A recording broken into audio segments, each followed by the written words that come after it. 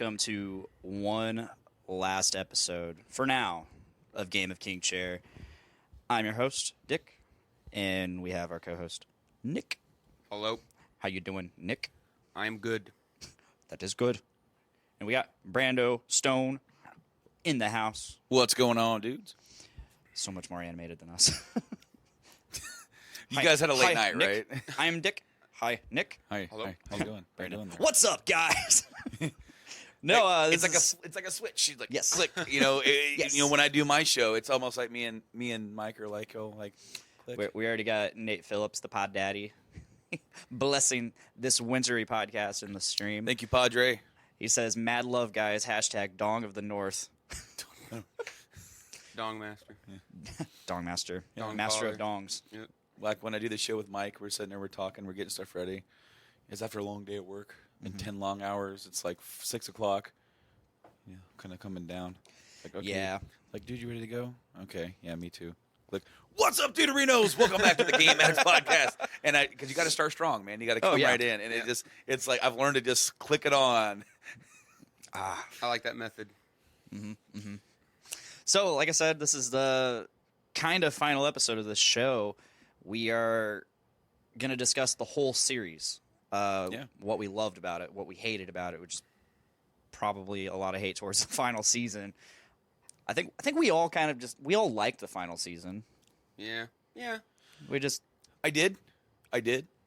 I will say that you can definitely tell like a tonal shift or even like a pace shift. But I mean, and that was going back from like season 7 though. Mm-hmm. Definitely.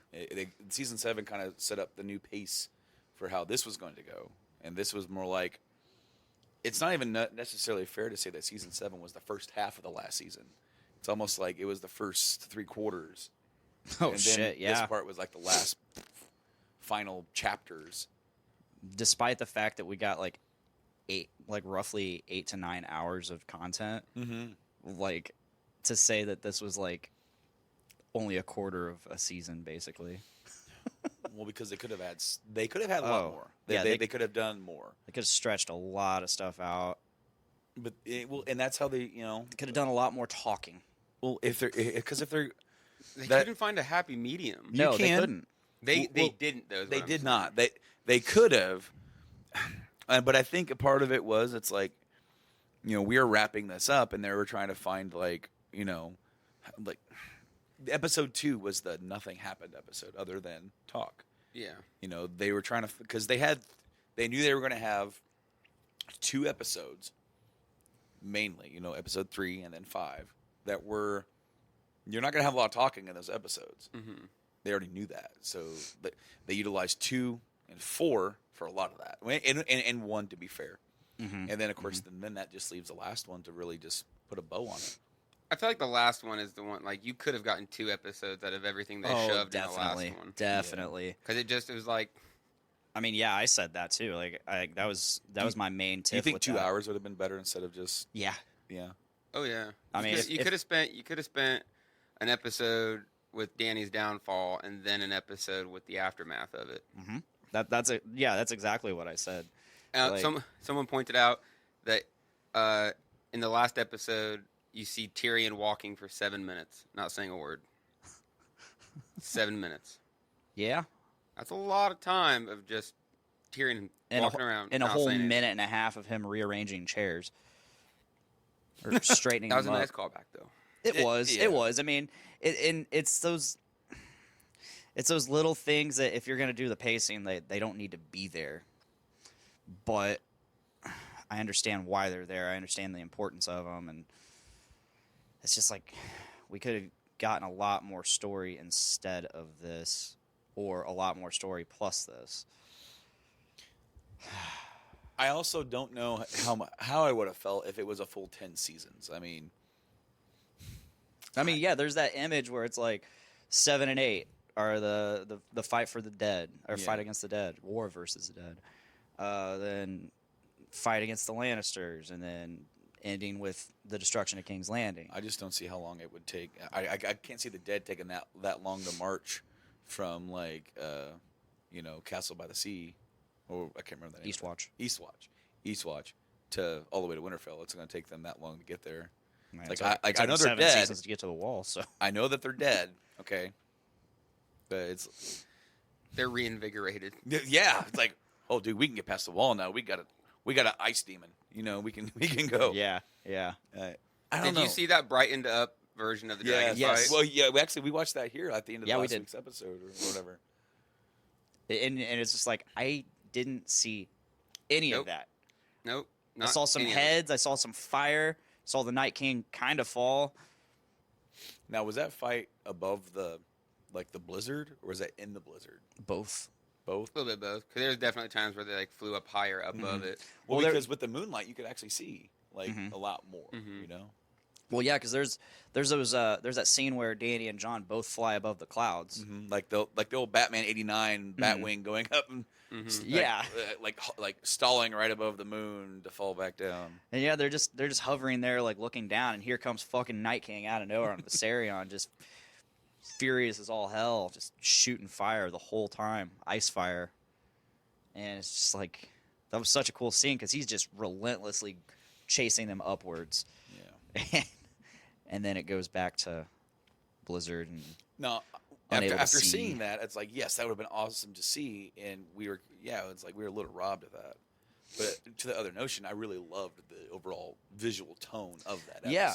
I mean Yeah. the level of immersion you had in that, but at mean- the same time, it's like okay, I kind of also want there to be two different I versions. I liked how I felt like I was just as lost as everyone who was there. yeah, But you spent probably $15-20 million on these fucking scenes, and I can't see them. Especially seeing it lit up, it's just like 55 guys, days of please shooting. just admit that it was too dark. Just lighten it the fuck up a little bit. You're able to CGI out Starbucks cups.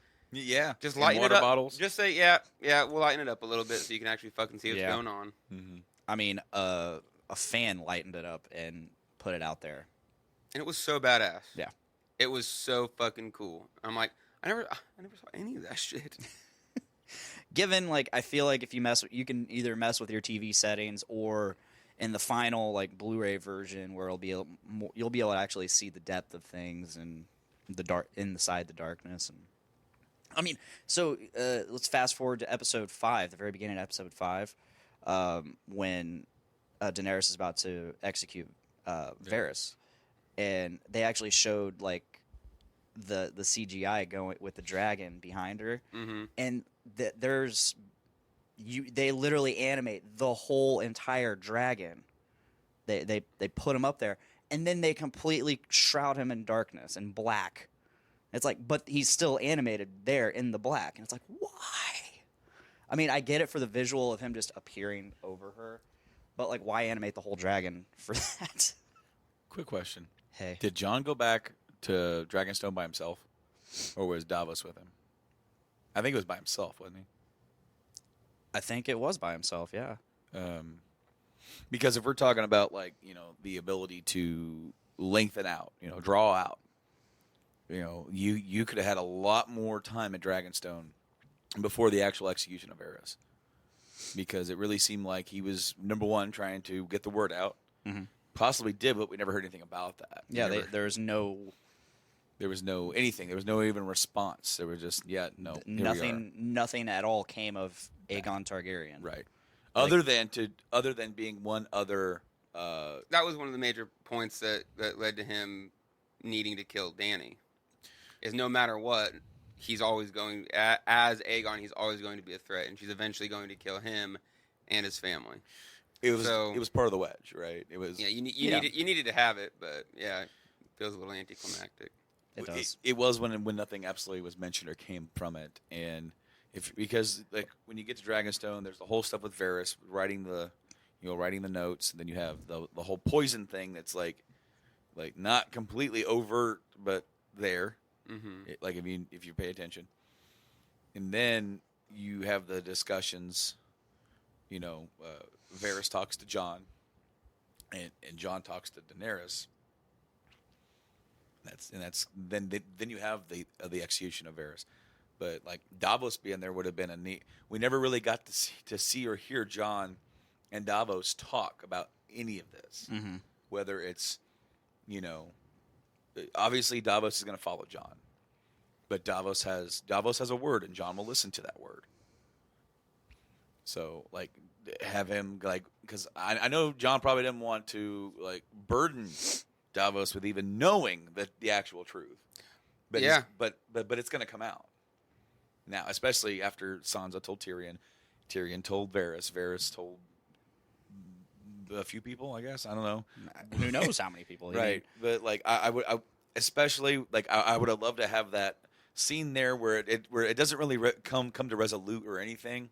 You know, there is no sort of, like, you know, it just another scene where between Davos and Jon. And then, of course, I would love there to have been a scene after the fall of King's Landing where, you know, after they walk through and they witness, you know, the Unsullied murdering the prisoners of war, or executing them, I should say. I mean, I would say more execute than just flat out murder. I mean, this is still war, but and then Jon having in opposition to that, and there being a little bit of conflict between Grey Worm and him, and then of course they kind of walk away and they do it anyway. But I would love to have just have that conversation, because one of my favorite characters, who isn't a main character of the show, but to watch on screen and within these conversations, was Davos. Andy the extra. Oh, sorry. Oh yeah, was Davos. I loved seeing him interact with everybody. Yeah, because his character, he's a commoner.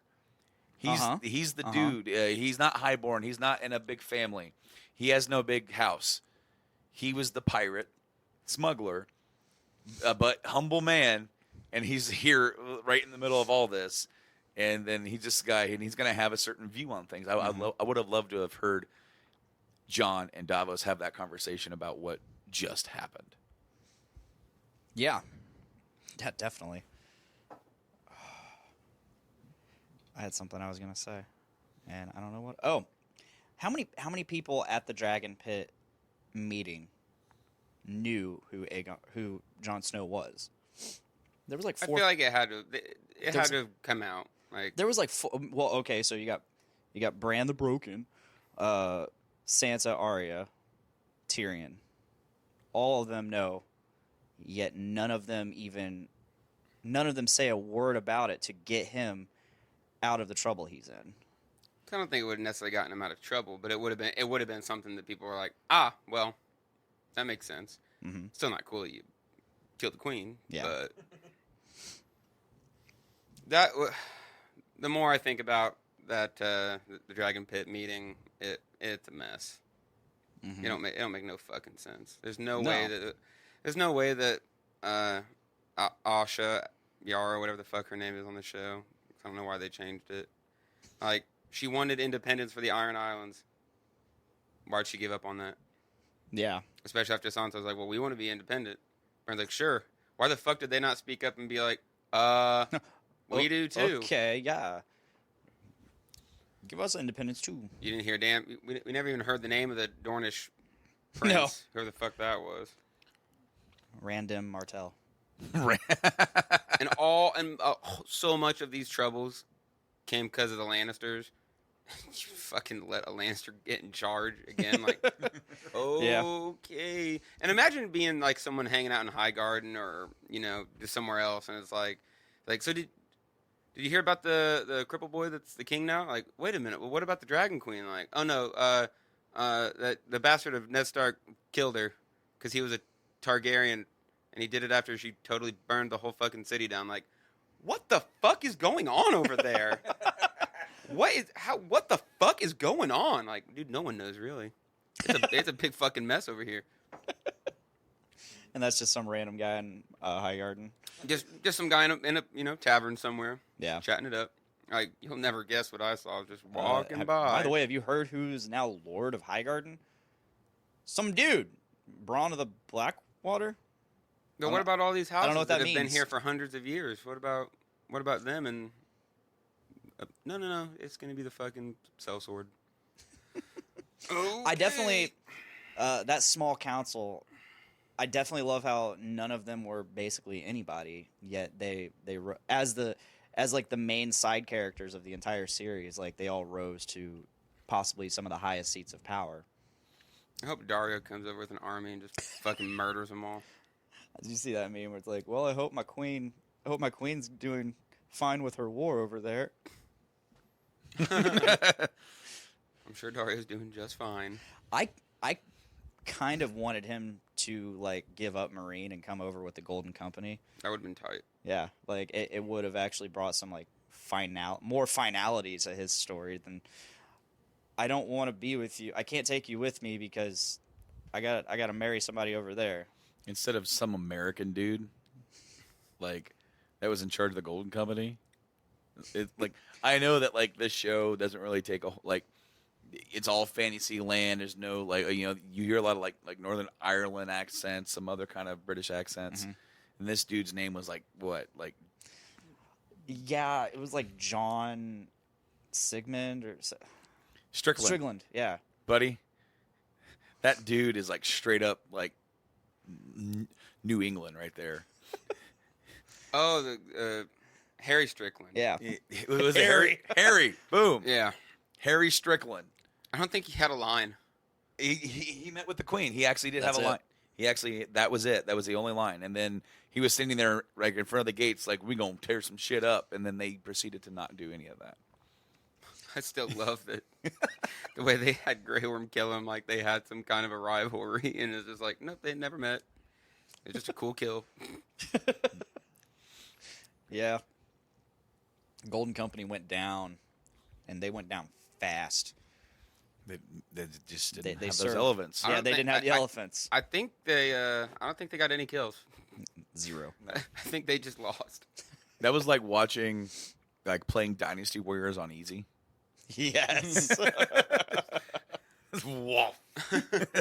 Hordes of men gone in a single blow. I seriously wish we would have got more out of the Aegon Targaryen thing. Because, I mean, you said you root for Jon Snow the entire series. Yeah. And it's just, and then just to see him, I mean, I get it. It's this show is not about victories. Except for Catelyn fucking Tully, who got everything she wanted. Everything. Arya got to go be who she wanted to be. Jon Snow got to go fuck off. Bran got to do something important. Sansa got to be the little queen. Why the fuck does Catelyn get what she wants? Fuck her. She ruined so many fucking things. I always forget how much you fucking hate her. I despise her. I fucking hate her so much. I think a lot of it has to do with how much She hasn't been in the show for 5 seasons. Still I hates her. still fucking Probably hate her. hates her more than Ramsay Bolton. Yeah, no, I seriously do.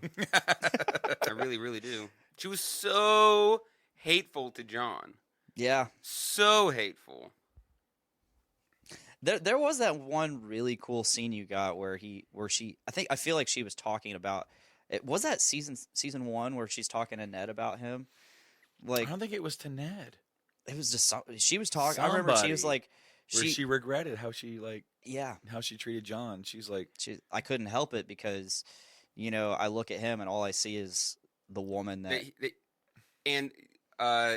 she hated the fact that he looked more like a Stark than anyone else. All the other kids looked very Tullys. like the Tullys, but Jon looked more like a Stark than anyone. She fucking hated that. Yep. I can. It's getting hot, like Just right here, I can feel it pulsating. emanating, just aura of hate. if anybody's watching, feel free to throw up some questions. Yeah, or ask us anything, questions about how chime in we feel. along. Tell us what you think of what we're Yeah. saying. Whether you liked it or hate it, dude. Like, yeah. we want to talk about it because there's no doubt that this last season is divisive. Most that people online hate it. There's not too many people like on my feed that I've seen that actually enjoy it. What would you say is your favorite season? 4 or 5, or the first one. The first one is so perfect. Yeah. It follows the story so well, and you get just so much from every single person, and I loved.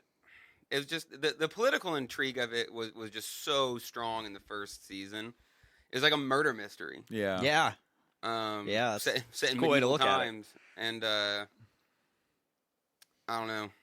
And then 4 is where it really like got kicked over the cliff. It's where Oberyn comes and like he's like, "You're not gonna silence me. Like we're gonna talk about this." And then Tyrion kills Tywin and then runs away, and then Varys runs away. Sansa gets away. And we also got the death of Joffrey after 3 seasons. Yep, that was. We got we got the wildling battle at the wall.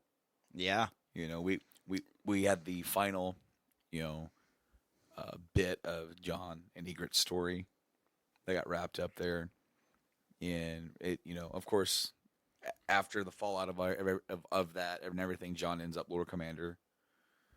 And no, I would have to say 4 is probably my favorite overall season. Yeah. There's so much that happens, and I mean, and that's just in Westeros, because then we have all the other things of Daenerys rising to power overseas and everything, and that season really kicked things. That's when Arya left. Yeah, that's when Arya left. Oh yeah, to go to the House of Black and White. We had like the Hound versus like Brienne of Tarth. Mm-hmm. You know, right at the very end, you see Stannis' army that he went and bought finally show up and do something. So like you end season 4 with a man. What is gonna happen next year? Yeah, you know. Yeah. And will I walk again? No, but you will fly. And then Bran was gone for a whole season. A whole season. Was that 5? Yeah. I remember Alan Dawson. We were watching. So leading in. So I started watching the series just as season 4 ended. Mm-hmm. I think there may have been an episode or 2 left. And so I go in. I start working on night shift again. I joined Brandon's team. Alan decides to start talking to the Game of Thrones with me, and we're going over Game of Thrones theories up and down. He's like, I think Bran's gonna be the next dragon rider, because the 3-eyed raven dude said he's gonna fly. So there hasn't been a dragon rider in so many 100 years or whatever, and he's just going and going and going. And then as season 5 progresses and there's no sign of Bran, he is getting more and more pissed. Because he's like, I want to know if Bran fucking flies a dragon. That whole season went by with nothing. No. He was so frustrated. Yeah. He was doing that Dragon Ball Z thing where you just power up. No. Mm-hmm. That's what Bran was doing all of season 5. Mm-hmm. He became one with the tree. I feel like Bran has such a cool story. Mm-hmm. And I don't feel like they utilized it nearly enough. Like, so we were introduced to the idea of him being able to jump into the past and fuck with things, with the Hodor thing, and you're like, no, that was it. Nothing else. Just did it that one time. Like, okay. Like, oh, but he can also jump into animals and you know, warg them and shit. It's like, no, but we're never gonna have him do anything cool. Nope. He'll be in some ravens every now and again. Is he gonna get in a dragon? No. Nope. Is he gonna jump in the Night King? Oh, no. No, nothing cool like that. Nope. So you never got to see a cool moment where he did that. I think they hint at it at the very end. He's like, let me see if I can find him. And I think they kind of hint at the fact that Bran's gonna go try to do something with the dragon. But I was so excited. I think I told you several times like that I wanted him to warg the Night King. That's what I wanted to happen more than anything. I'm like, fuck, that would have been so much better. So there's this theory I found, and it involves like, so in season 3 or 4, I think it might have been 3 towards the end when Jon Snow, like I feel like it's when he leaves the wildlings and it abandons them. That's season 4. That is season 4? Mm-hmm. I thought that was like one of the last things of season 3. When was the battle on the? Because he comes back. That was episode 9. Battle on the Wall was Battle was season 4 for season sure. 4, episode 9. Well, there's the one warg that the wildlings have, and he wargs into like a hawk or whatever, his falcon, raven, Yeah. whatever he had, bird. But he dies while he's warged, but he's still controlling. So basically, his soul and essence is in that bird. So basically, if you have the ability to warg, you can basically transfer yourself into that being and live on through that being. So I'm listening to the audiobooks, and I just got to Dance of Dragons, and the prologue is Varamir Sixskins stuck in an animal. And it ends with him trying to jump into a woman, like a woman's walking past him. So he tries to warg into her so he can get back to being a human, and it doesn't work. She fights him too hard. Gotcha. But so at the very beginning of book 4, you're introduced to a guy named Pate, who is helping a guy named Arkmaester Marwyn, who is a fucking wizard. Yes. And he does absolutely wild shit, and they absolutely missed by not including him. And then the epilogue, or the very last thing of the book, is Sam getting to Old Town and meeting Pate. So they've got a pattern of, at the beginning of the book, they introduce an idea, and at the very, very end, they tie it back up. And it just dawned on me, at the very beginning of book 5, is talking about this guy jumping into an animal at death. Like, body's dying, jump into an animal, save yourself. The very last thing of the book is John getting stabbed, and the last thing he says is, ghost.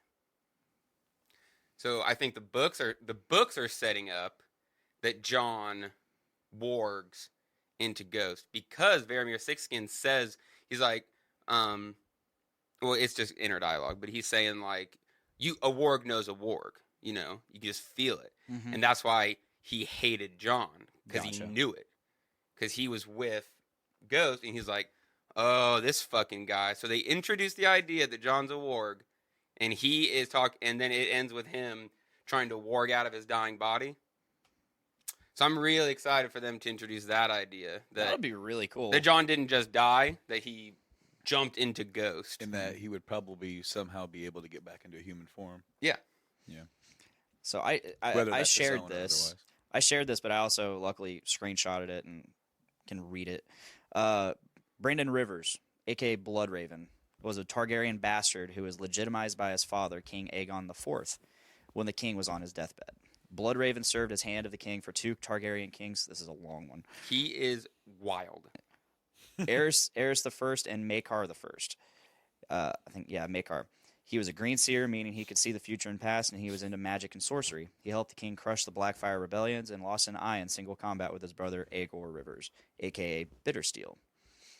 Aegor was captured and sentenced to take the Black, but on the way to the wall, Blackfire loyalists overtook the ship he was on and sailed him across the narrow sea. When the king died, Bloodraven sent for Bittersteel and told him to come state his claim for the throne.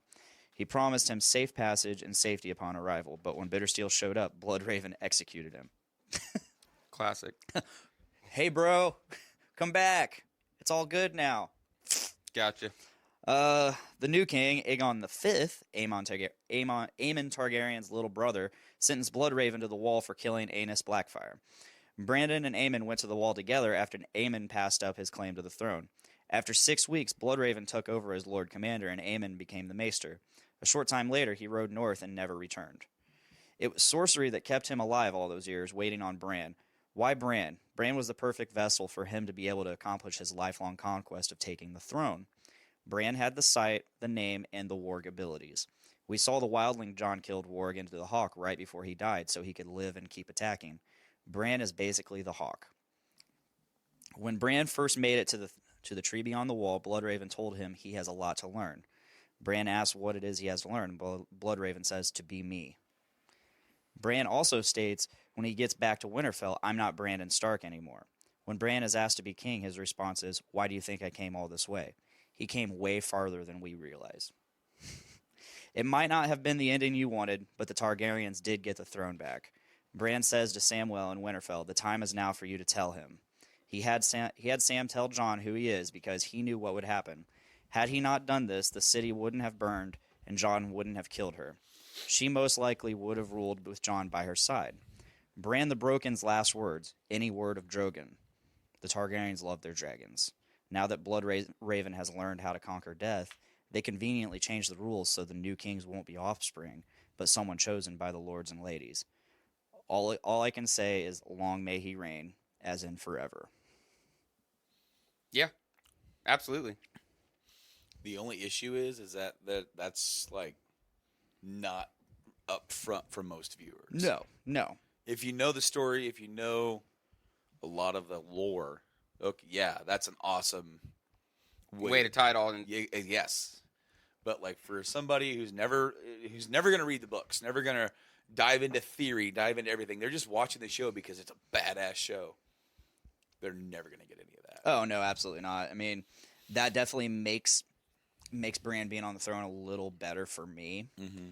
But at the same time, it's kind of like this devious, like the bad guy wins, but you didn't know the bad guy was a bad guy, or that he was even relevant at all. But you knew that Bran was fucking giving up his consciousness and his soul to become one with the trees, and so he's not just Bloodraven, but he's the collective knowledge.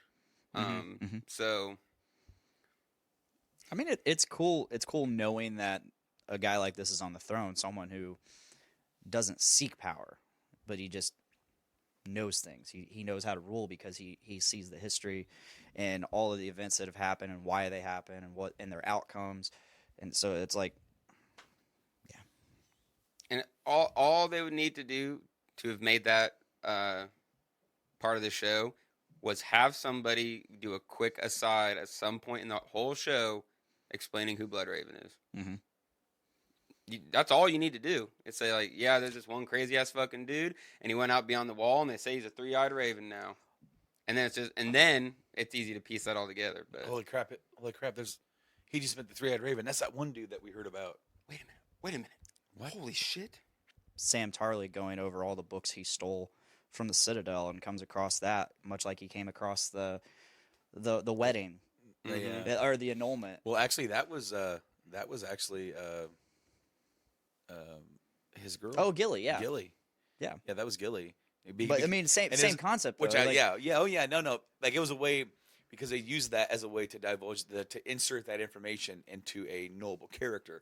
Because Sam is not even thinking about anything like that. He goes, I don't care about any of that. I have more important things to do. Listen to you talking about weddings, annulments, shits, and stairs. I don't care. And then of course it's like, he's not a snow. He's a sand. He's the son of Rhaegar Targaryen. He's like, shit. What? You won't believe what I just heard. Like, I was trying to do something really important, and my yappy ass girlfriend wouldn't shut up. She's just into all this marriage drama stuff, all this stuff that you see in the Inquirer and like Us Weekly and everything. And she's telling me about like Rhaegar Targaryen. Westerosi Inquirer. Yeah. That's good. It's like, he's a Targaryen. They got married. Legit. Did he now? We must tell him the truth. Meanwhile, the very next scene's like, we'll bang, okay? Yep. Great writing there. You're finding out that they're related right as they're banging. Oh, yeah. Yeah. That was like the weirdest part for me. I was like, so you're finding this out as they're banging. Good. And I'm sitting there like, dude. Meanwhile, Tyrion's just like cucking over in the corner. Yeah. Yep. Do you really think you had a what do you do you think he loved her? Like in Tyrion? that regard? Not. Somebody asked me that, and I can't remember who, but I don't think he loved her straight up in a I want to like be not in a with Jorah you. way. No, not in a Jorah way. I think he. Now this is gonna sound hokey as shit. I think he loved the idea of her. Oh, Okay. absolutely. I think he loved that, and I think that he saw just as so many other characters did, who and what she can be capable of as a ruler and as someone who cares. The only thing is that you've got to kind of tie the way that fire and blood. That fire burns in her. It does. And we've seen it, just like they've said. It's like it was always the bad guys that faced that fire, and that's the way that it probably would have stayed had not things gone the way they went. Yeah. Now, did you guys watch the documentary? Yeah. Like, what'd you guys think of that? I dug it. I liked it. I really did. Even though I kind of wish they would have followed more of like the big stars. I liked that they followed like the nobodies behind the scenes to show how much Del, work. the snow guy. Yeah, how much work and love went into the whole thing.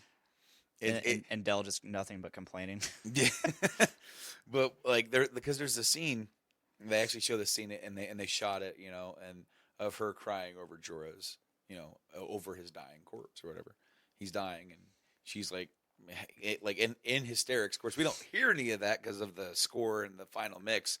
So she's wailing and crying, and it was like right before that battle, she got told, "The man I love is the rightful heir to the throne." Then she lost the man that loved her.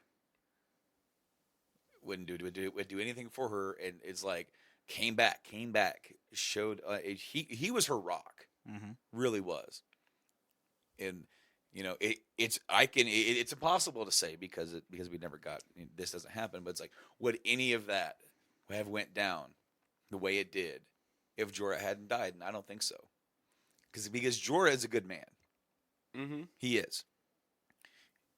If and the show proved it time and time again. If there's one person that she will listen to when it's time to make a decision and do something, she'll take Jorah's counsel into very good consideration. But she lost Jorah. She lost, in a sense, she lost Jon, or that's how she felt. Oh yeah. And then there's that threat, something I've been working for and what I've wanted my whole life. He doesn't want it, but now it's going to be a big mess. We got everything. Okay, we need to get back. We need to get back now and finish this and settle all the bullshit and the drama later. As long as we can take her seriously now, get her out. We can, I'm going to take the throne. He doesn't want it. It's fine. It's going to be fine. It's going to be fine. She tried getting Jon. She was like, we can do this. We can do it with love or with fear. And Jon's like, can't do it. And she's like, fear? All right, you were it, man. You were it. I just lost Jorah, and now I don't have you either. Like, all right, there's only one way to do this. Well, and because while the pacing is a bit fast, for what the series had set and established for 6 seasons, they did put every single stamp that you needed to see for her downfall, for it to be, the fall of this person. Yeah, despite pacing, they did get all the points. All of it was in. All of it was in, and they did do that. And so, like it would have helped to have a little bit more, but it's there.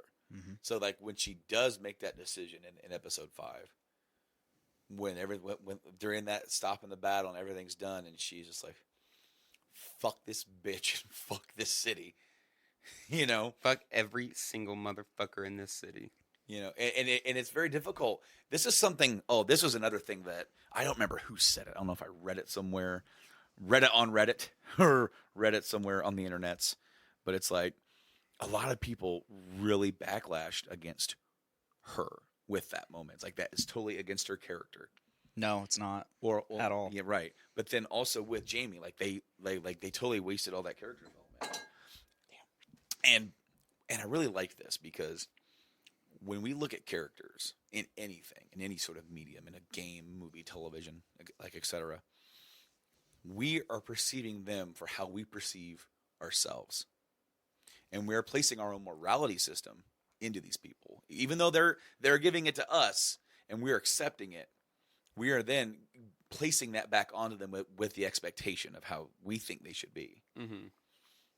And so when a person doesn't like that, or a person backlashes against that, that's because of something they wouldn't do. not so much something that character wouldn't do. Yeah.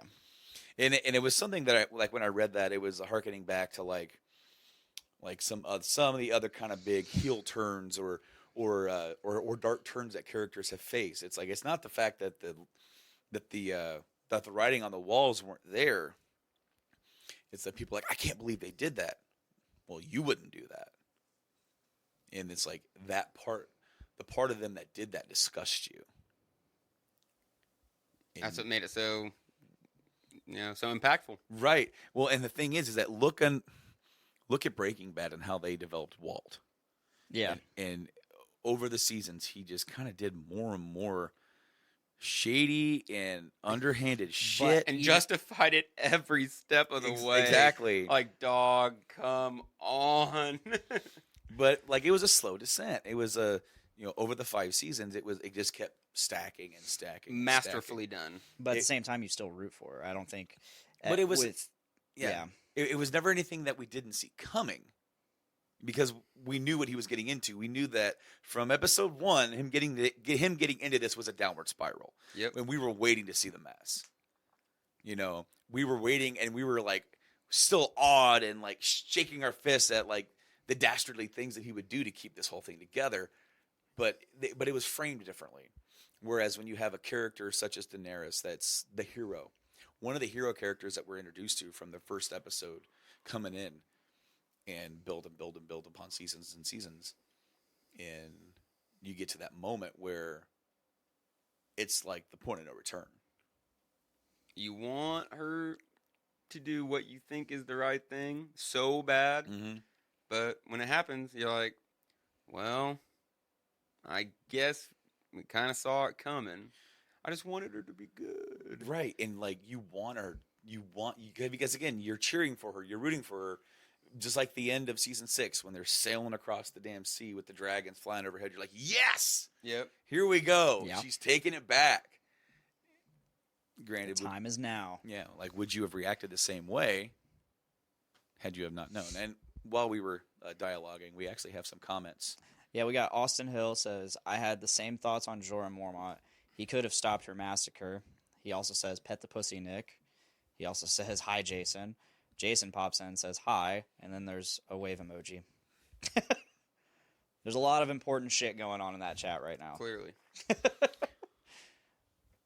But yeah, if you guys have any, again, like Brandon said, if you guys have any questions about how we felt about specific things throughout the entire series, feel free to ask.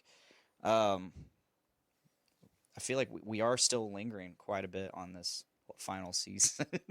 Well, because we're trying to, it wrapped it up, so we're just kind of. Let me ask this: what was you guys' favorite Hound moments of the series? Hound. I actually, while I was at the bar last night, I was in preparation for this show. I was trying to get a counter on how many times he says "cunt" throughout the entire series. Nobody's done it yet. However, Wow. there is a compilation video. I'm not gonna play it because I don't want like copyright shit going. But yeah. I've watched a couple mashups of best Hound moments. There's so many good ones. I really liked at the Battle of the Blackwater. I really like where he just breaks down. Yeah, and he is one of the biggest, toughest motherfuckers in the world, and he never gets over the fire ever until I guess he gets over it at the very end. Or at least accepts it, yeah. Yeah, but every time it happens multiple times where something's blowing up and he's just like, oh fuck, and at the fight against Barrack, Battle of Blackwater, Battle of Winterfell. Yeah, I really like. Obviously, like the battle with the mountain was super super epic, but I like the transformative moments where he's finally like, you know what, fuck this shit, I'm getting the fuck out of here.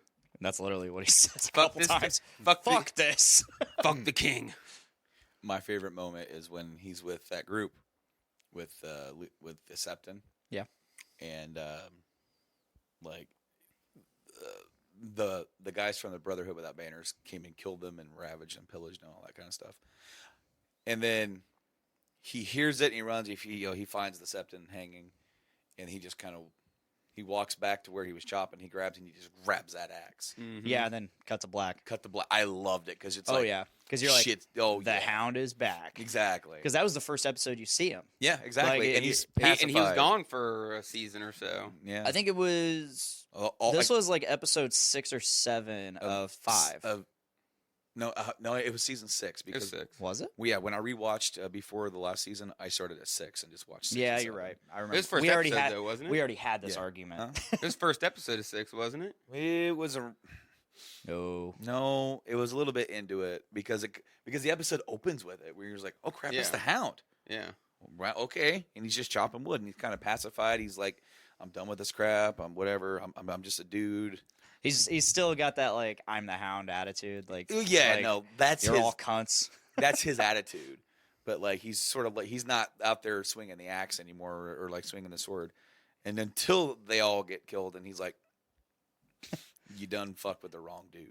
You got killers out here, and you got people being killed. So I guess I'm good at killing. And then the next episode immediately picks up with those the Brotherhood Without Banners. And he just- walks right up because and you see them. They're just sitting there having a chat. You know, at like the campfire, right? Like were they talking about all the people they just? They killed? were, but then there was one dude that stuck his finger up one of their butts or something. Yeah, like that. it was just like a fucking campfire. You know, they're just chilling, having a bunch of good old time. bros. And then here's Hound in the fucking background, stomping. Just you see him coming, and you're just like Jason Voorhees, dude. And this was my favorite moment, like that everything from that episode, like including going into Barrack Dondarrion and executing the rest of them, and fuck you.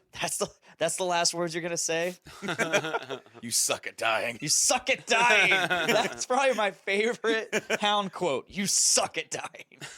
But another one was like after that when they went back to the cabin that he visited with Arya and he robbed them, Mm-hmm. and then it was the single dad and then the daughter, and then of course they died and then he buries them. It really shows. or he tries to, but he can't because the ground is frozen. He's out there, but then doesn't. Oh crap! I can't remember his name. The other dude, not Barrack, but the other guy. Oh shit, Thoros. Thoros.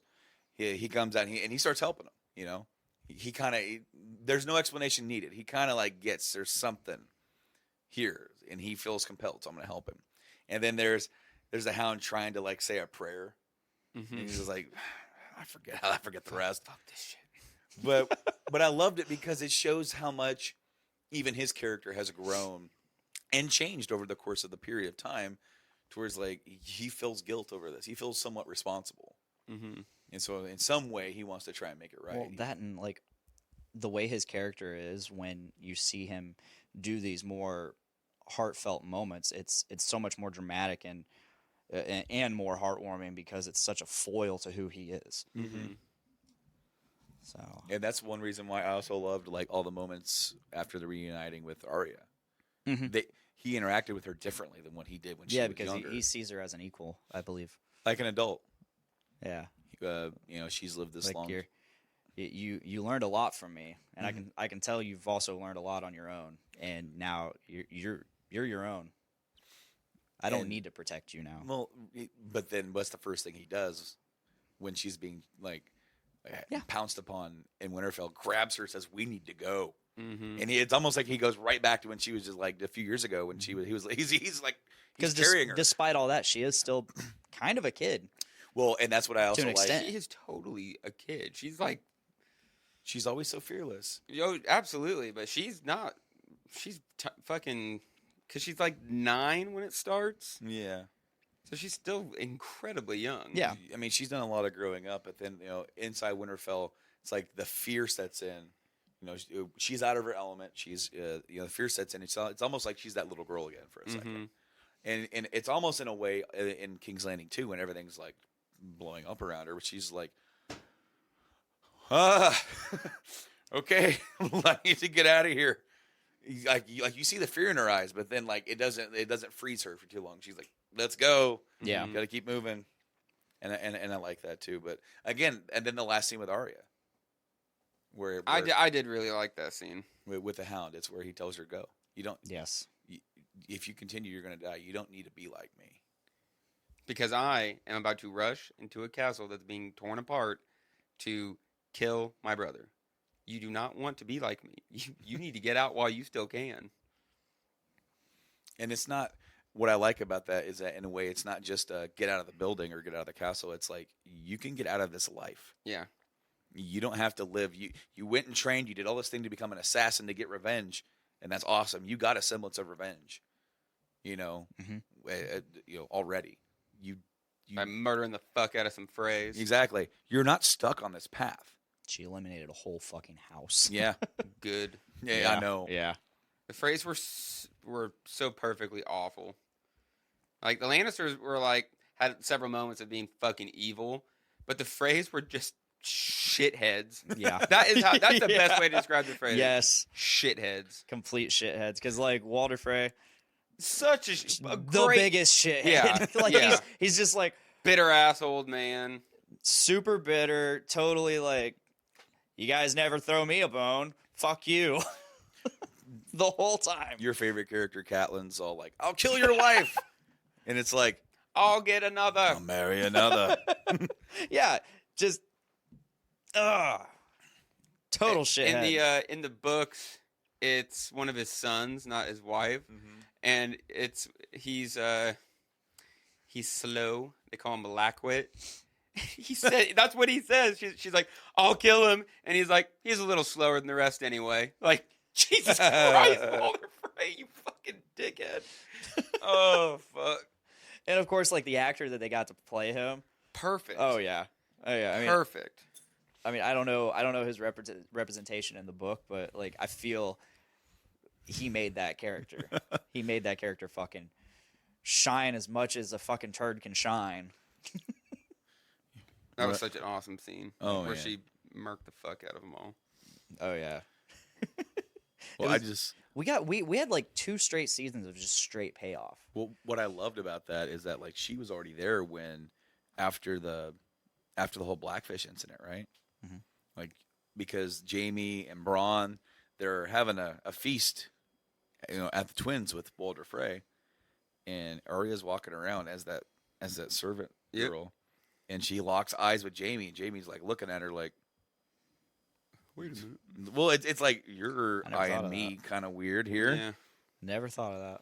And then he goes back to talking to Bronn, and then Jaime talks to Walder Frey a little bit, and then at the very end of the season, there's that same servant girl killing the fuck out of Walder Frey, and it is just like, that was the girl. She was. Oh my god, she was there. I never made that connection. So you just said that. She baked the fucking dudes in the pie and then fed it to him. Jeez. And then of course, season 7 opens with another Frey feast. Yeah. With Walder Frey alive, and for a second you're like, wait a minute, is this a flashback? No, it's not. Oh. And you're just like, he's like, what's old man Frey doing, throwing 2 feasts in a fortnight? And just like, oh my god. And then like, here. Doing the whole eye movement. And then the girl's like, none for you. No wasting wine on some girl. Like, there has to be like a great deal of acting going into being a faceless person, faceless man woman. Mm-hmm. Sounded weird. Person. That sounded really weird to say, man woman. Faceless man woman. I mean, because whatever they identify you as. have to become that person, but at the same time, it's like, is there like some sort of magic ability to being faceless that you just literally become the person, or is there a level of like you have to like pretend to be that person? See, they never really go into it. They Yeah. just show the face.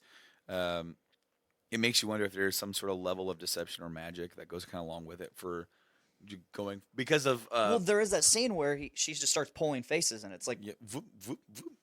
But yeah, so there's that. But then, if you remember, I can't remember her name, but the other the waif. Yeah, The waif. yeah, the waif. That's all name we get is the waif. But she was that old lady, Mhm. right? And when she stabbed Arya, hey there, little girl.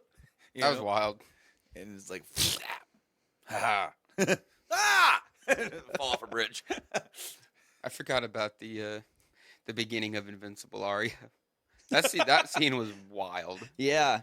Like you got stabbed it was in the stomach, wasn't it? Yeah. Yeah. Well, and then she makes it to that one actress's place, and she kind of like sutures her up and gets her on the way of kind of healing. And then like she's still healing up when she gets murdered by the wife. Also, like, and I liked in that documentary where they brought back both her And Jockin. for like the final episode, just to throw people off, as well as the dude that played the Night King. Yeah. Yeah, he was there too. So I remember you showed me at the pub. You showed me that video of Him like just what's his name? Vladimir. Yeah. Furtick. Yeah. Super Russian. He's just going nuts, going ham, with dual swords, like just whooping some ass behind the scenes, and it's just like, oh, he's still coming. Why would he show us this? Well, maybe because he's the main stunt coordinator and does that kind of shit. Mhm. Was he in costume at all when he did that? Or No. Okay, yeah. Well, see, and here's my theory: is that he was doing that because of the scene in season 7 Yep. with Ned versus Arthur Yeah. Dane. Arthur, with Dane. I just watched that the other day. That's So such good. a badass scene. So good. That has one of my favorite lines of the whole series. He says, "And now it begins," and Ned's like, "No, now it ends." Yep. I love that actor too. What did he say before that, Arthur Dane? He said something like, "You're gonna need all the luck" or something. We didn't see you on the Trident. Our king wanted us here. Your usurper would be in the ground if we were there. And then he said, "Where's my sister?" And that's when it's like, "Bud, we're about to fight, man." And it was what, 3-on-5 or 2-on-5? Oh fuck! It was like 2. But Arthur Dane uses 2 fucking swords. Yeah. He just plowed through everybody. Yeah. In the books too, he's supposed to be like one of the greatest warriors ever. Mhm. That was so fucking awesome. I would totally watch a Robert's Rebellion, Oh yeah, all of us. but they don't want to do it for some reason. I'm like, come on. It'd be so good. I mean, they already have the actors. For a lot of the, Yeah. I mean, we got young Ned. We got Arthur I Dane. really like young Ned. We got Rhaegar, who looks a lot like the guy who played Viserys, Yeah. but I mean, it's they're not brothers. the same. Oh, they are brothers. Mhm. Well, yeah, I get. Not get the that. actors. I was like, oh, really? Because they look You would Identical. expect them to look somewhat alike. they look identical, but they're not the same person. But it's funny because, like, in my own head canon, for some whatever reason, I just see like these older, I strong. laugh every time I hear the word Headcanon? Headcanon, because I just immediately I get the image of a headcanon. I just see like a guy like Rhaegar is like big motherfucking like badass dude. Even though we know he was like an artistic guy, a very eloquent guy, or very nice guy, but like he's also known as a pretty badass warrior. And I just see him like bigger than life, like much like I see Robert as like just almost like not quite the mountain, but a mountain of a man. Yeah. Like big dude, big ass hammer with these antler like helmet on, out there swinging that hammer around, killing people, just like laughing the whole time. Right. Oh yeah. That's how I picture Robert fighting too. Yeah. Just laughing the whole relishing time. in it all. Yep. Imagine Gimli Yeah. Yeah. just fucking screaming out, yelling. And so then of course when you see him like in episode 1, then he's far from that. He is partied and drunk and for 16 years. And what does that do to a guy? Well, I mean, we saw it. Makes in it the game. easier for pigs to attack you. yeah, there you go. But so then like seeing like Rhaegar at the wedding thing, and he's more like Viserys is like More like Viserys, like thin, lean. thin, like he has the same kind of white stringy hair, and you're just like, I kind of wish they would have not made him look like exactly like him. Mm-hmm. I don't know. It doesn't. It's not. That is very tiny, minute, like bug for me. But it's just like every time I see it, I'm just like, man. Did you just say tiner, minute? I did. Tiner. Thank you. But Dick. What's this supposed to mean? Well, anyway, did you guys notice that Brand no longer has the wolf sigil? Yeah. I don't know if It's the Raven. It is the Raven, and it is on. Oh, like on the shields and the armor. Yeah, and it's on Brienne's Kingsguard armor. Yep. It's the actual Raven. The actual sigil is different for Brand the Broken. And there's actually, when I typed in Brand sigil, because I was hoping to find like a better picture of it, one of the things that came out was like, Brand and the Night King have the same sigil around their neck. And there's a picture of that. I've never noticed that before. Whoa. What the hell? Whoa. Interesting. I'm very excited about the prequel about more about the White Walkers and shit because that was such an interesting. Like I know, like We want to call it the Long Night. Don't call it the Long Night.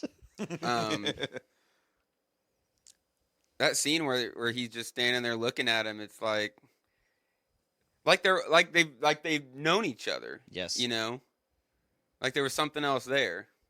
Which, I mean, if that whole Brandon Rivers thing, Right. Which but at the same time, that doesn't explain the thousands of years where the Night King's been a thing. That's not so in the Source material. The Night King is only briefly mentioned, and it is someone from just a couple hundred years ago, I think. The Walkers, and like those have been around for a very long time. But a Night King or someone like leading them or something like that isn't ancient. Yeah. Wait, and I remember. Okay, so I remember in the Game of Thrones wiki. Haha. You would. No, this is a long ass time ago that I read this. I read about the Night King. It was like when I finally realized that the Night King was a thing. I wanted to read up on it. So like it said, he used to be like he was a crow. Mm-hmm. He was part of the Night's Watch. Wasn't he a Lord Commander? Mm-hmm. And he went beyond the wall and just never came back, or he was banished beyond the wall, wasn't he? Something along those lines. He brought back a wife or something, kind of like took over the watch, and then was taken, and then they overthrew him somehow. Yeah. Something wild like that. I really need to read this World of Ice and Fire book. Like, there's so much. There is so much. I actually picked it up and started trying to read it from like the start, and I was like, "Oh man." So what? It's overwhelming. So what? What? It's because there's like supposedly 3 different shows in development. Yeah. What? What? 3 pilots were shot. Yeah, right. And one is going to series this year. Like they're starting to film it. That's what George said. Oh. They're gonna start they're gonna start filming one of them this year. And then the other 2 are still technically in the scripting process, trying to finalize that. What parts of the overall lore, anytime, do you want to see from this? What parts do you want to see expand? Aegon's Conquest. Aegon's Conquest. Yeah.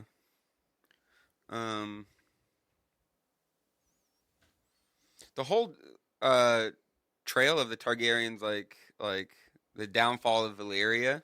Yeah, that would be super interesting, because they were just kind of like the Targaryens were like nomadic almost, just trying to find a place. Mm-hmm. That would be fucking awesome. The Blackfire Rebellion would be fucking awesome.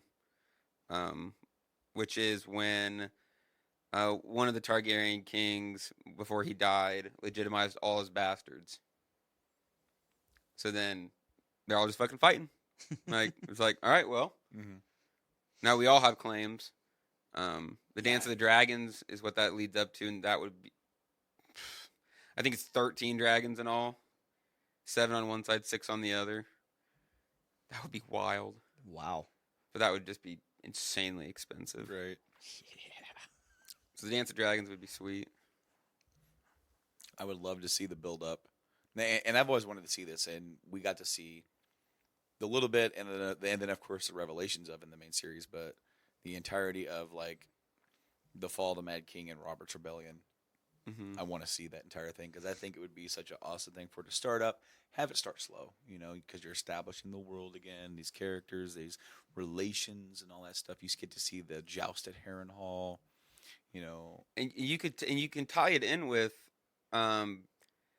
like almost like a origin of Tywin because yes, because the relationship between Tywin and Aerys is awesome. Yes. yeah, and you can do a lot of just other background world building other than the main plot. Yeah, right? absolutely. You Yeah. know, along with that, and then of course you have the entire series built up on a certain notion, and then the last part of it, you realize it was just a lie. Just a fucking lie. And then of course, like even though there would still be the 15 years in between, it would almost kind of like, almost kind of like how the prequels, The Star Wars prequels. ended, where it was like, okay, you're setting it up in motion for like 20 years from now. All these characters are in a spot, and this is where they're going to be when the story picks up later. Mm-hmm. Where the next big chapters are going to be written, and I just think that would be awesome to see all of that because then. Just as you said with the Tywin character, you get to see all the politics just like before, and it would still just be as enthralling because like one of my favorite characters from the series was Tywin. Yeah, he and that you could see the reigns of Castamere. You could see him. There's another family, I think the Tarbecks. Like Tywin wiped out families. Like that was something he did. And his dad was like a pushover, like he wasn't a lion. So Tywin was sick and tired of everyone always looking down on him. So Tywin just became hard as fuck, and he's such an interesting character. And that all leads into like you could start there and end at the rebellion because well because then like and what I would like about that is like. Even though we had a similar thing with the actual Game of Thrones series, where it has it definitely has a beginning and it has a definitive end. That's an end that we already know. Unlike with the books not being released or done with the main story now, that we know how this ends. And George said, and I'm so fucking happy that this story is done. You aren't gonna see Arya out in the West. You're not going to see Jon beyond the wall. It's done. There is no after. We can do fucking 10 more shows of before, but there is no after. We're not going to explore what happened after the events of this story. And that's where it gets so difficult because then it just everyone has their own fan fiction with what should be, and that means you never please people. Whereas, like, and you can almost say the same thing could be argued with, like, harkening back to Star Wars. It was so much easier to tell the prequel story because you knew how it ended. Yep. And when you go into add after the such precious original trilogy that everybody loved when they were 8, and now you're going to be adding a story to that, you're now like you're messing with fire because you're going to please some. You don't need 7, 8, and 9. As far as I've seen so far, like you totally could have ended it with, Anakin fucking died and his son, went on to be the only Jedi. It's like, where are we going, guys? what is the point of these? Because I like them. I love Force Awakens and I like Last Jedi. But why is this necessary to the Skywalker story? Like, I guess since we've seen that, Luke kind of fell from grace, and I guess they're kind of hinting at the idea that it's the downfall of the Jedi. But we're talking about fucking Star Wars now. So but to tie that back into to my original plan or thought with what you said about George, we're not doing anything more because after they did the original Star Wars trilogy, they did the books, and George is like, have at it, because I don't plan on doing that. And they went hog wild. And he loved it. Yeah. And they had to get like seals of approval, which is so cool to me. Like George Lucas, like, yeah, Great Admiral Thrawn, fuck, yep, Darth Revan, damn, that guy's badass, Rev, yeah, that's good. Bane, fuck yeah, guys, do whatever you want. I'm not writing any of this shit. Yeah, but I'll give you my George Lucas thumbs up for you to keep doing it. We'll put that Star Wars logo on it. I'll get my cut. You get your cut. We'll get out of here. And fucking Timothy Zahn might be better at writing stories than George Lucas because those Thrawn books were fucking awesome. Yeah. But I read the Bane ones too. Those were pretty good. Oh my god. But okay, No, now all Star those Wars. all those books have been rendered obsolete because then somebody else got the rights and wanted to make more movies. And this is why I'm very glad that George has put an end. He goes, Yep. He goes, I can sit here all day and think of what's in my head, but it's going to be different from what you and what all of us think what should be for these characters or what it should be in the next 500 years. It's like, no, have fun, go do your own thing. Like there's already thousands of years of before that you could fill out to make the world even bigger. That's an interesting concept. Doing a huge jump. I might be okay with that. 500 years later, Like hundreds of years later, like none of these characters are alive, except of course Bran, because he's gonna be an immortal fucking god dragon. but it's all like legend. It's all hearsay. It's like the Yeah. Song of Ice and Fire. It's these stories that were passed. Like All that are passed 7 down. kingdoms are totally separate. The tectonic plates shifted and busted everything apart. I'm just being It's like stupid the now. doom of Westeros. It would be The cool Doom of because then they Westeros. would just be walking around living their lives, and it's like, whatever happened to Sansa? And someone's like, buddy, the North went to shit, and then you're just like on you're hanging on by a thread, going, well, what happened? And then they don't say. It'd be funny to then hear people like telling stories and stuff about that stuff and just getting it absolutely wrong. But we would know. Be like, Exactly. that didn't fucking happen at Getting all. it wrong or somebody like not believing it. It's Yeah. like so like my great ancestor was in King's Landing when it was burnt to the fucking ground by a dragon by that white-haired woman. It's been passed down in my family for generations. He was there and he lived. Ain't no fucking dragons. You fucking idiot. Burn it down. No, that didn't happen. No. That doesn't make any sense. Why would she do that? Speaking of not making sense, I don't know if we talked about it last week, but I gotta bring it up. They made the joke like when Sam had the Song of Ice and Fire, and they said Tyrion's not in it. Like it's supposed to be funny. I'm like, that's really stupid. This is what happens after Robert died. Okay, right? Everything that happened after Robert died, the War of the Five Kings, blah blah blah blah blah. So what did Tyrion do? Tyrion started it by Catelyn kidnapping him. First of all, Yep. that started it. Tyrion was the hand of the king. Tyrion killed Tywin Lannister, and like, oh, actually, we determined that you didn't need to be. You weren't part of the story. Like that is one of the laziest fucking things that they did in this entire fucking series. like because they thought, and it was supposed to be a comedic thing.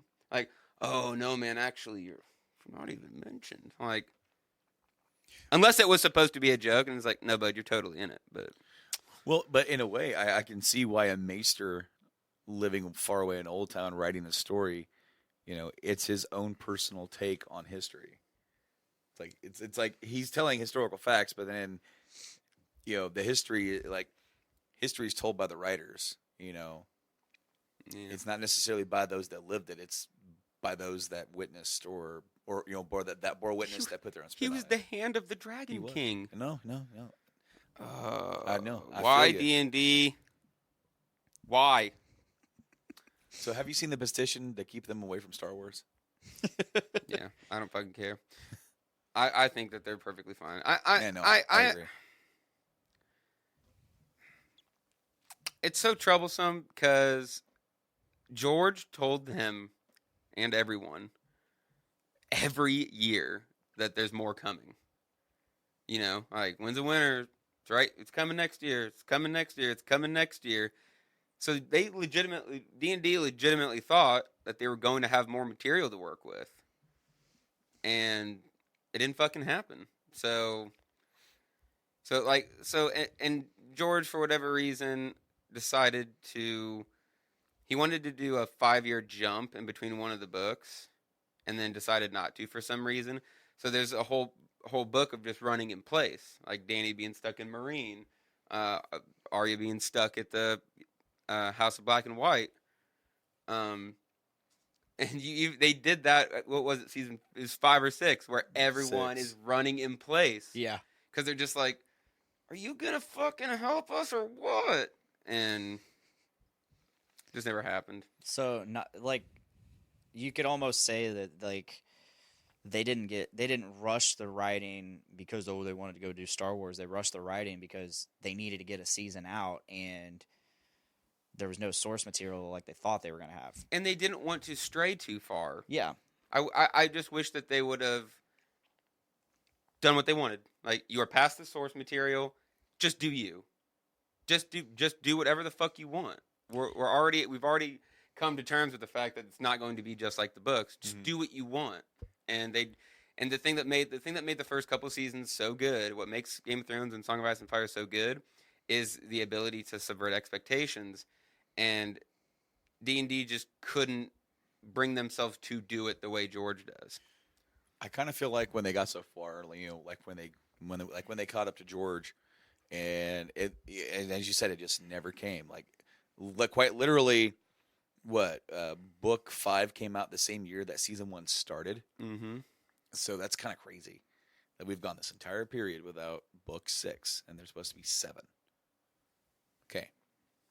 Theoretically, you would think that, probably in their head, like, all right, by the time we get to the end, he might be right there with us, right? Mm-hmm. But it didn't happen. So now they're stuck in a point where, like, we have to just try and finish the story that we're telling. Keep it with the outline that he has given us, and that's almost what season 7 and 8 feel like. Mm-hmm. The outline and end game plot points. Like, we got to have this happen, and this happen, and this happen, and this happen. And they couldn't think of cool ways to make you not expect what was coming because you saw everything coming. Mm-hmm. Well, and I don't really think it's fair to say from what some of the critics have saying that they ruined it or they did anything like that, because you almost had the same batch of writers for the entire series. Mm-hmm. Whether they're transcribing, translating the original story into this, moving it, and of course they were, because that's what this is. This is a book series. For those people that saying, well, those guys are like, they're just completely talentless because all they did was transcribe the books. Well, you didn't think that when it was awesome.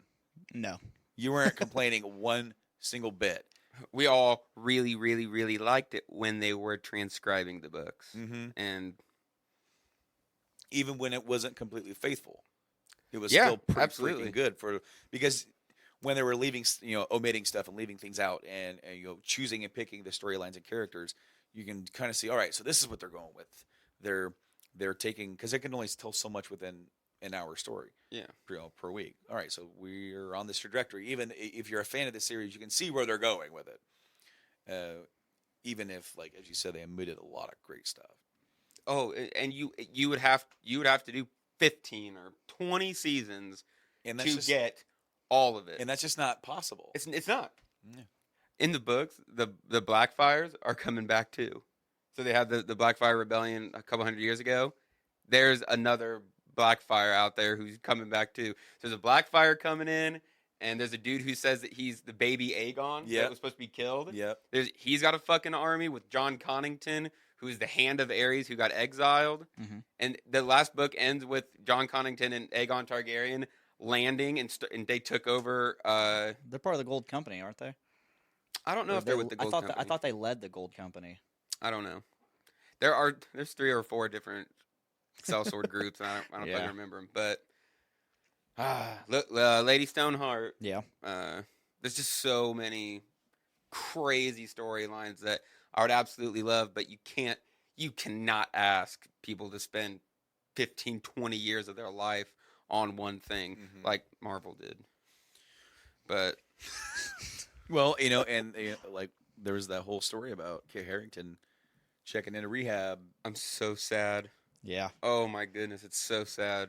Well, and I've seen a lot of things where they're like, "Oh, he was so bad it drove him to drinking." And it's like, I don't necessarily think that's what it was. I just think that he was quoted being out of it, right? Well, he was quoted that the worst part of the entire series for him was his death in season 5. Yeah, because then the entire cliffhanger of the series was on him.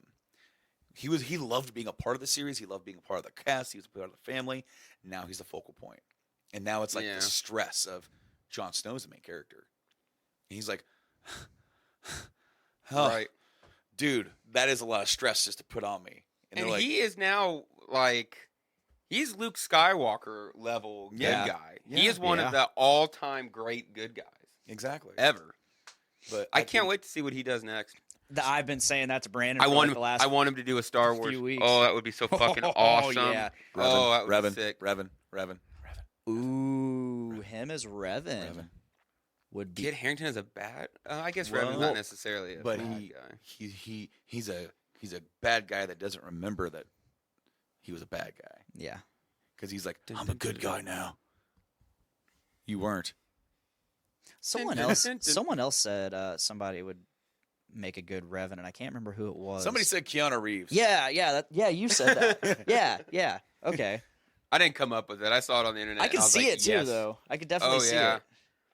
No, but I feel like when everything came to an end, I mean, he's been doing this, for 10 years. His entire acting career has been this, plus a few other things here and there. And it was just like now what? You're left with. Yeah, like, he did Gunpowder too. Which was good. You're I left never with finished just wanting more. And you almost feel like a sense of devoid, emptiness. Mm-hmm. Yeah. It's like it's over. It really is over. And then I can only imagine what it must be like for him to be going through that and to be hearing everything that everyone's saying about this last thing that you poured your heart and soul into. Well, he went off on critics. Oh, yeah. Right. But He said if you're gonna spend a half an hour writing an article totally shitting on it, then you can go fuck yourself. I'm like, Yeah. right. you tell them. Not paraphrasing. They can Yeah. go fuck themselves. I'm like, I just feel so bad for him, just like you. It's like, man, poor guy. because it was his manager or his wife said that when they finally read the scripts for the final season and stuff, it took a huge toll on him. Yeah. And you see it in the little documentary where he reads it and he's just like, damn it, you're gonna make me do what? I loved it because they mentioned in the documentary that Kit hasn't read it yet. Right. That table read was the first time of him reading, because you could kind of see when they read the whole thing with R.A. killing the Night King, he's like, what? Awesome, cool, yeah, all right. And then that is not how I wanted you to subvert my expectations, you fucking assholes. God damn it. and then he's like, I didn't think Arya was gonna do it. Wrong. That's not good. Everybody expected John, and we kind of forgot about that. When they were doing the table read, you heard them say she vaulted off of a pile of bodies. and you never see, yeah, that's how she got. They explained it right there. She jumped off of a fucking pile of bodies that Theon had sniped with his bow.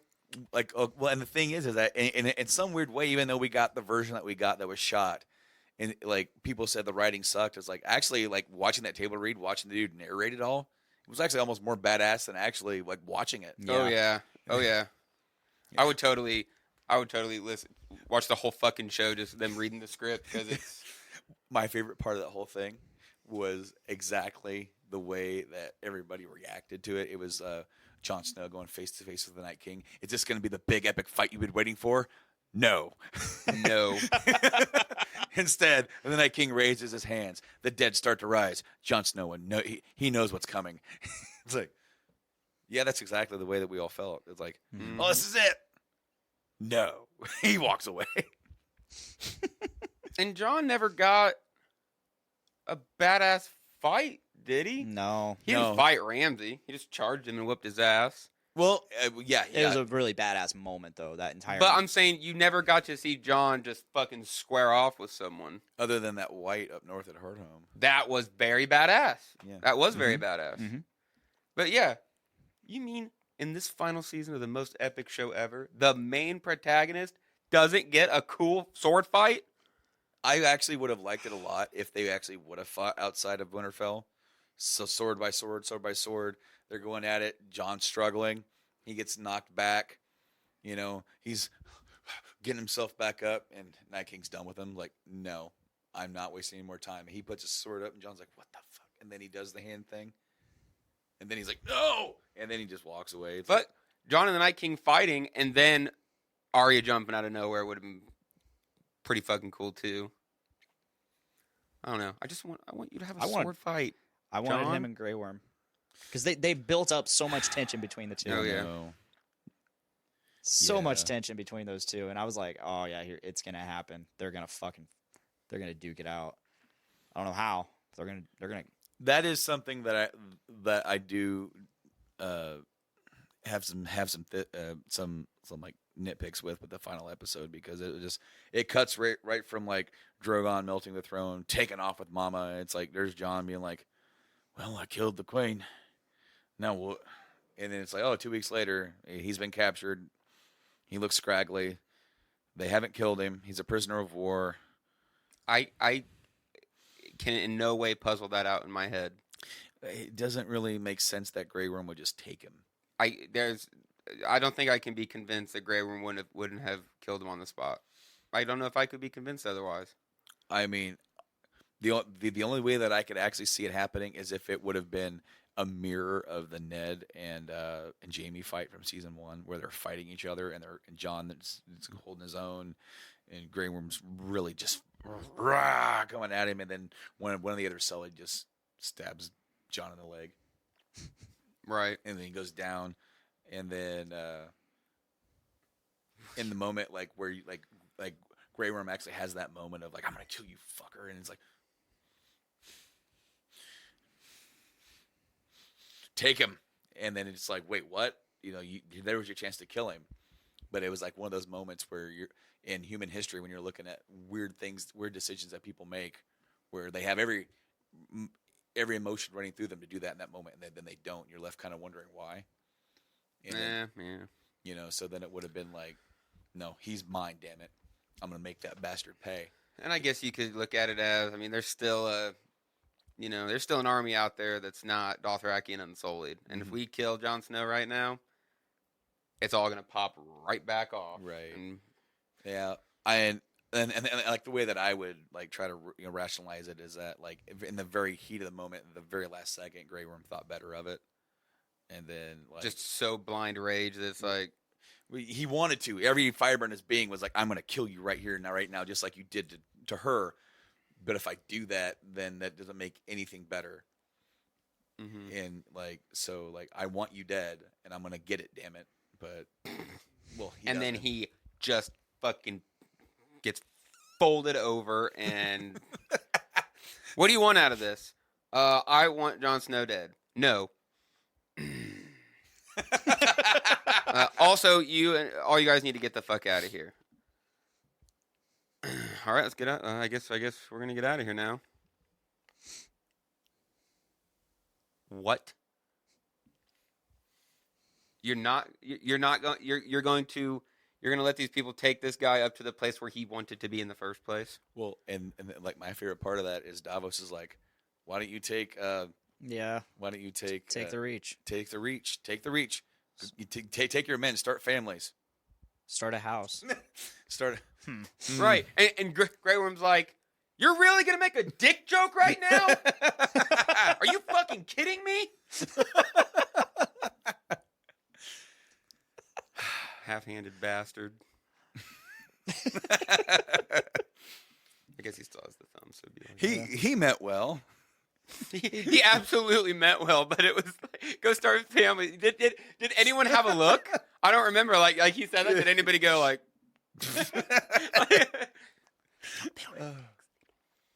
Bro. Why wasn't Helen Reed at that meeting? Huh?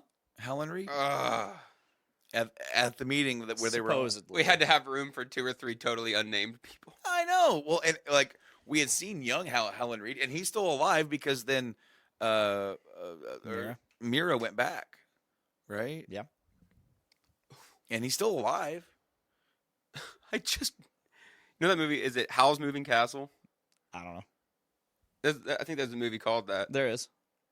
And Howland Reed, his castle moves around. You can't find the castle. So Howell has a moving castle. I didn't know that. Yeah, it's in the swamp. They're swamp people. It's very, now that I say it, it's very fucking weird. But yeah, in the books they claim that the castle it moves around and no one knows how to find it. I'm like, what are you talking about? Helen Reed is Swamp Thing. He is. Frog eater. Behind every king is a woman who pulled him on a sled that's never seen again. Yup. God damn it!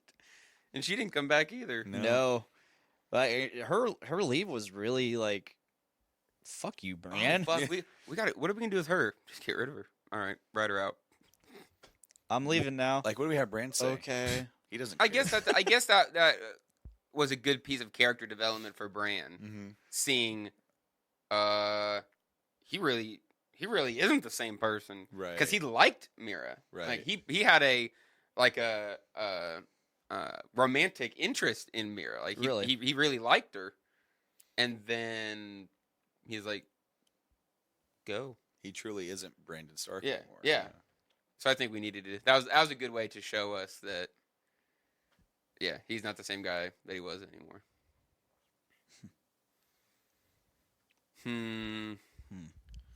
What else?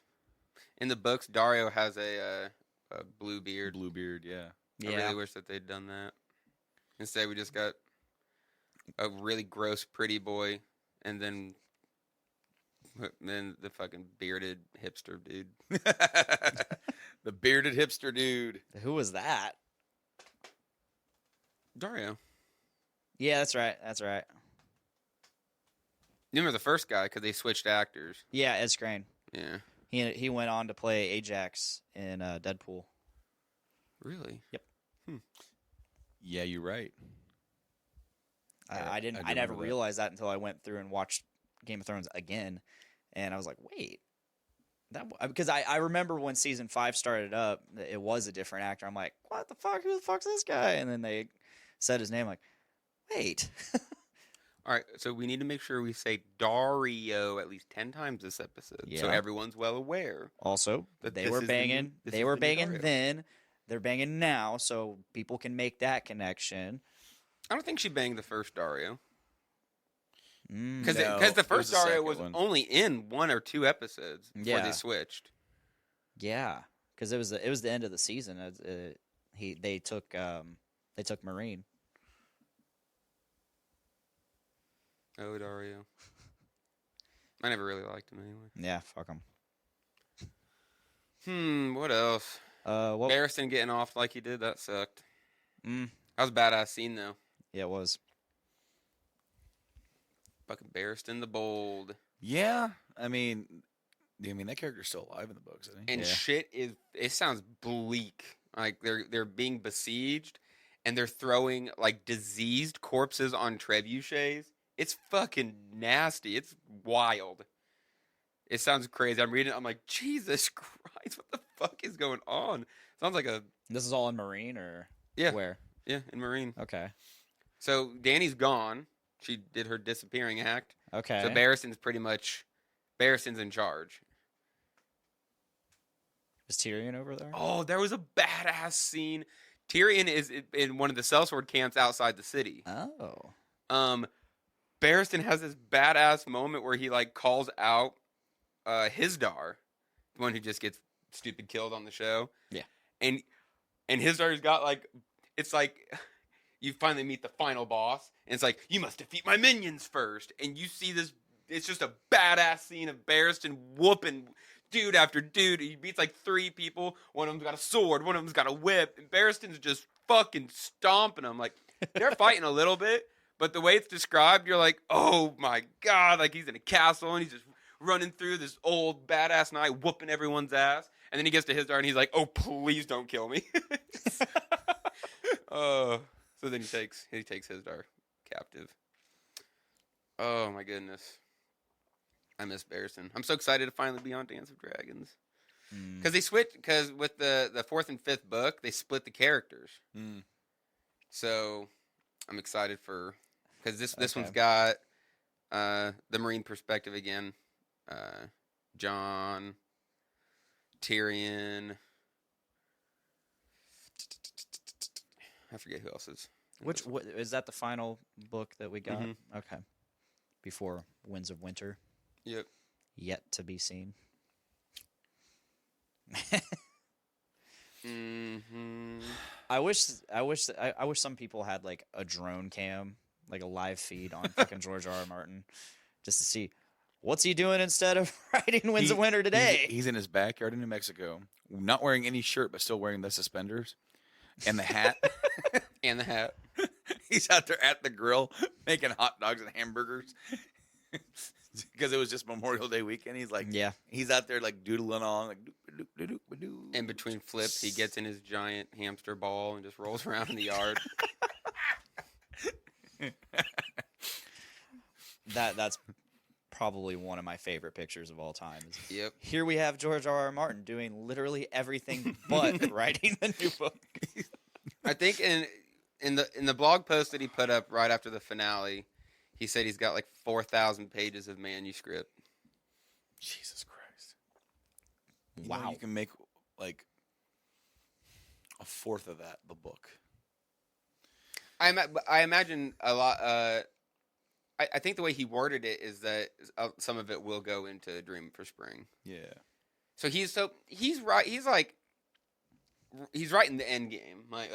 He's tying up all the loose ends, and we also have to remember that the writing style that he's chosen for these books is a little bit different than just a general narrative perspective. mm-hmm. So it is a little bit different to drive the story forward just from the perspective of a certain character per chapter. Mm-hmm. Completely different. So when you're trying to put all this together, that's got to be a different level of author mindfuck. I love that. So the people that helped him write the history book, he has said before, he's like, they know it better than I do. and he straight up said like because he does wild shit where he'll mention a girl with brown hair and blue eyes at an inn in the Reach, and then 3,500 pages later, books later, that detail's brought up and it matters. So he said that there's times where he's like, oh, Alio or whatever the fuck their name is. Like, I was just thinking about doing this with that one character. Can I do that? And like, nope, George. Page 345 of book 4, you said this. Oh, thanks. Yeah, because he'll try to include them and then they're dead, and he forgot. Yeah, and then he forgot that It's he a killed very professional R&D department. Yeah. Well, They're on top of their shit. And if you go to YouTube and you want to look up theory videos, there are people who have read this front to back meticulously 10, 15 times and like know all the wild, crazy details, and you're like,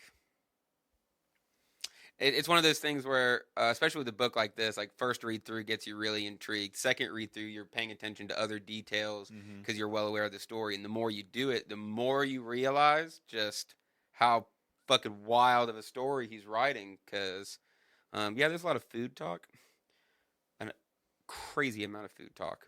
But just the details are just mind blowing. Like they, in the books, Bran goes to the Isle of Faces, and her and Pod, and they talk a lot about the Hound, and they talk about the Gravedigger, but you don't see the Gravedigger, you just see that he's a big dude. And before the show, there was crazy speculation that the Gravedigger was the Hound, and then the show picked up on it and actually used it. So, but it's one of those things where in the books they have not told you that yet. You're just given that little bit of that someone mentioned that the Hound was fucking reaving a couple cities over, tearing shit apart. And then it's something. It's an aside of Pod going, noticing the big guy off in the corner, the huge guy off in the corner, and then they start talking about the Hound. So they don't insinuate, they don't tell you.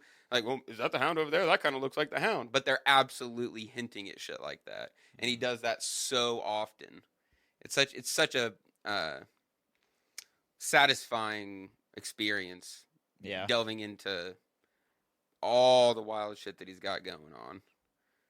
And I'm okay with him spending forever, because if he does it right, then it's going to be fucking phenomenal. What was the span between books? Like 1 and 2, 2 and 3. I'll look it up. It just gets longer. In-house R&D right there. Yeah, it gets a little bit longer. It's only a couple years between 1 and 2. Yeah. Just takes a little bit I'm longer every time. I'm currently still reading. So I had to reread. And I haven't even finished the chapter, but I had to basically reread a whole chapter of Fire and Blood because my marker got taken out in the month between readings. that's how I read books nowadays. Is I have to read a chapter at whenever I'm feeling froggy, you know, and let it digest for weeks. And it's not even that I just don't have time, or if the time I do have, it's like I could read or I could go do this other thing. I'm like the George R.R. Martin of reading. I got it. Got it. First one, Game of Thrones, came out in 96. Second one, Clash of Kings, 98. Okay, it's 2 years. And Storm of Swords, 2000. Now, I want to preface by saying that all three of those books were supposed to be one book. Yeah. Yeah. So when he was writing, because it was originally supposed to be like a trilogy, Game of Thrones, and then it was supposed to be Dance with Dragons, or not even Dragons. I'm sorry, and Winds of Winter and Dream of Spring. That was it. However, he was well into Clash of Kings when he realized I need to break this up. Right. So when Game of Thrones, he found a spot to end it and then carry on the story for the next. He was already 500 pages into Clash of Kings before he even split it. He's like, wait a minute. And Clash of Kings is the second book. Yeah, so the first book, originally Game of Thrones, was 1,500 pages, and he's like, I'm not done yet. That's why, I guarantee that's why those first three books are like 2 years apart. Because a lot of... all pretty much yeah. written. And then, then after Storm of Swords, that was 2000. Feast for Crows was 2005. So 5 years he wrote that one, and then Dance with Dragons was 2011. That was 6 years in between that. And now we have 8. But I mean, at the same time, we've been getting World of Ice and Fire. We haven't been devoid of any sort of content. It's just not the actual story. You got Knight of the Seven Kingdoms. You got all kinds of side material. It's incredible. That would be a good spin-off. The Duncan Egg. Yeah. Oh man, because Bloodraven is around during that. Yeah. Ooh, that would be fucking awesome. Because you could just make that a 2-season thing and get through all those cool stories. It's cool tourneys. It's cool killing people. An egg is Aemon, isn't it? I don't know anything about it. I'm I picked it up at I picked it up at Barnes and Noble the other day and read the inscription. Or he's one of the brothers of Aemon or something. He is a Targaryen and he's closely related. Yeah. Tales of Dunk the Egg. Those are good quick reads. Okay. They follow the adventures of Dunk, the future Lord Commander of the Kingsguard, Sir Duncan the Tall, and Egg, the future King Aegon, fifth of his name, Targaryen. One of Aemon's brothers, I believe. Yeah. Some 90 years before the events. Yeah, no, and that's the really cool thing about a lot of these side shows or prequels or anything. They don't necessarily have to sit there and be a 10-year venture. Nope. Nope. If you're going to have all these different ones going, you can have different lengths. 2 seasons, 3 seasons, 4 seasons. That's the end of it. And then there's so much more to go off of.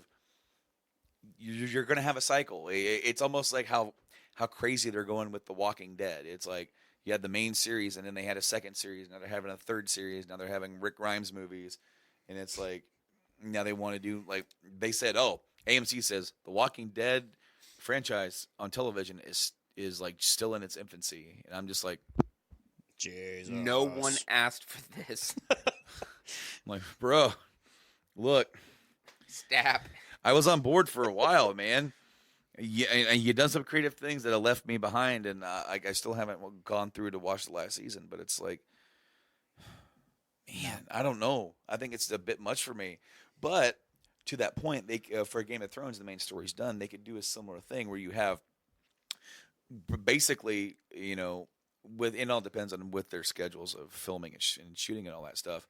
You never really have to go a year without a Game of Thrones something, and it doesn't necessarily have to be the next season of whatever. It can be this year it's this season, next year it's that one, and to have different titles for each one. And then it's like they can take their time with it, do their thing, and just like what's that? Sherlock. You know how Sherlock does their show over there in BBC? Mm-mm. Dude, they do like 3 or 4 episodes, and that's it for the entire season. But it's like almost like a feature-length movie for every episode. And so they get Benedict Cumberbatch, big movie star now, right? Yeah. Yeah, but he hasn't done they haven't done a series or a season of Sherlock in a while. But he would bounce back and forth because they would come in, tell their story, and then it would be like 2 or 3 years before they would come back to it. Because That's cool. Because then it's like when you do get it, it's like, wow, this big story that you're getting interwoven, it's like a movie every single week, and then you're done for a couple years. Is it Sherlock Holmes? Yeah. Mm-hmm.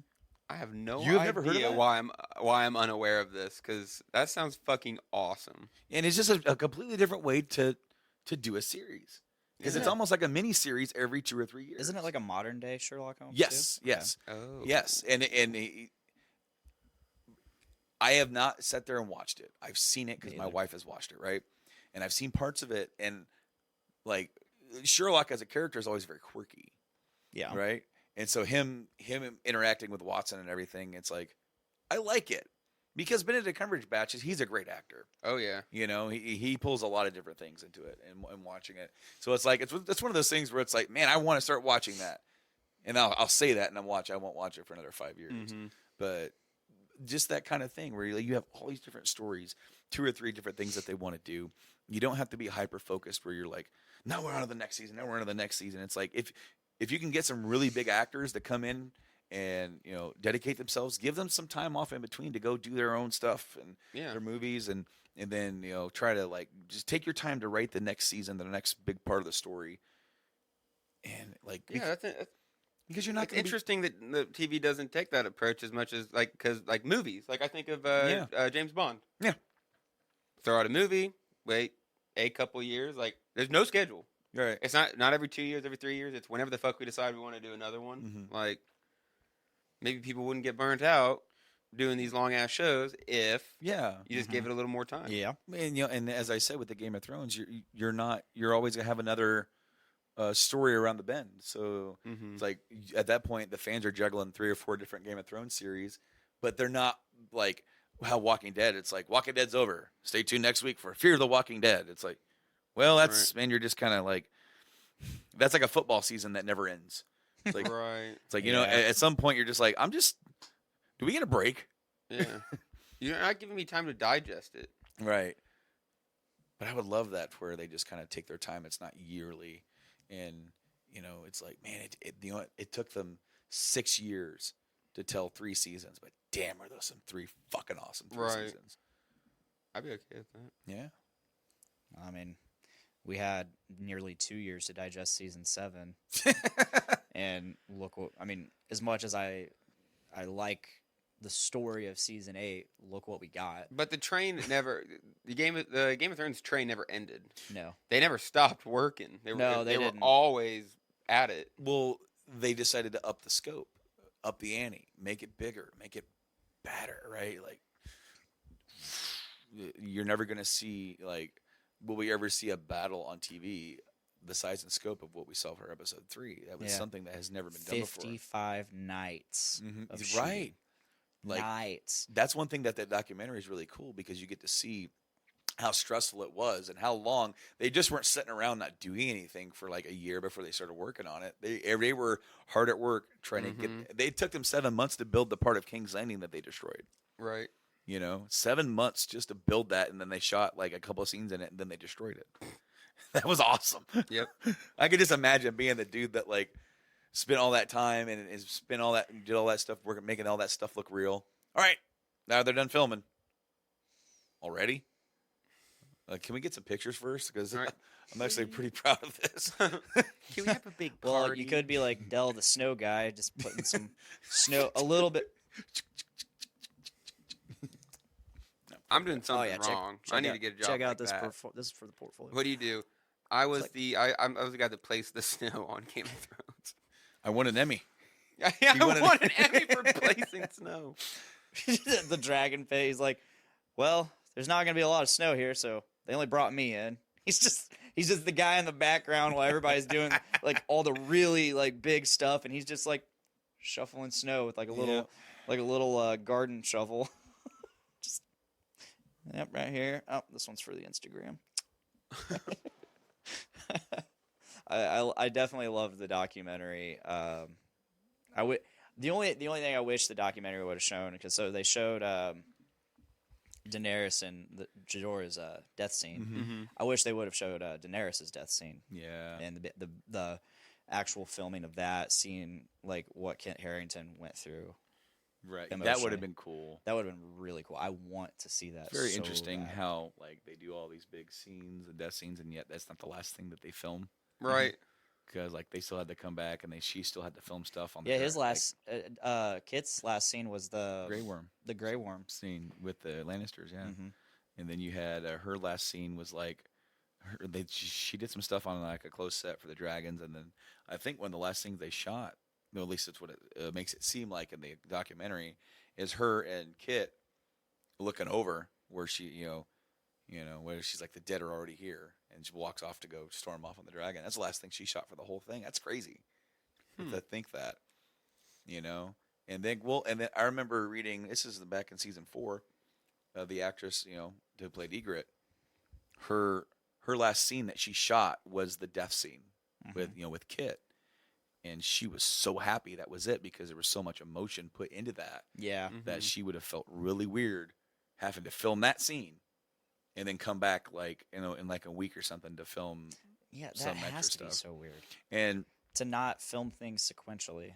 well, and then like when you do reshoots and you're trying to place spots. Really quick offshoot, when they were doing the end game stuff, the original ending did not include an "I am Iron Man" snap. It was just a snap, and then some guy goes, "You know what? He should say, I'm an edible one." Then it'd be a great line if he said, "And I'm Iron Man," and they're like, "Dude, yes, get him back in here." And then they had to talk Robert into it, because he's like, he had to get himself emotionally back in that same state of mind, right then and there, and they had to sell it on him. They're like, "This is going to be the best line you're ever going to say in any movie of any time." And then, of course, they did it, and they were right. It's an amazing moment. But just think about that as the actor, like, you're done, man. You've washed your hands. Like, all right, this is gonna be great. I can't wait. I've written off the character. I had this tenure right. It's awesome. Hey, Rob, we need you to come back and refilm the death scene. Fuck you. I don't fucking think so. He's dead. So yeah, I could just imagine how the kind of toll, and as we said, like all the actors. There was the scenes with her last day on set for Amelia getting the makeup and the hair done, and she was just like, "It's so weird. Mm-hmm. That's so weird to think of it being done." Like, she's very emotional about it, and they all were, like even at the table read, they were all emotional. Yeah. So I just got a text from Miranda saying, who I also she was supposed to be on this show. I had a mic ready, all armed and everything. Never came down. And I get a text, "I totally just passed the fuck out." It's all right. Yeah, it's all right. We had a really good conversation. It's funny. She was like really pissed that she couldn't be on this show because she had to work. Well, she called in last night, so she could have been on it. Damn it. Well, I know. Well, you know what? I completely understand her sentiments just passing out, because Yeah. that's kind of what I would have done today if I wouldn't have come here to do this. Mm-hmm. So All right, I think we're hitting the 2-hour mark. yeah, man. I don't know if there's really that much more to really hammer home. I mean, we already said, like, what was your favorite season? My favorite season? You, I think it's pretty unanimous. Season 4. 4. I loved season 4 for everything. I mean, you had those amazing moments with Tyrion where he's like just throwing out all of his emotion, like to the queen, to on his trial.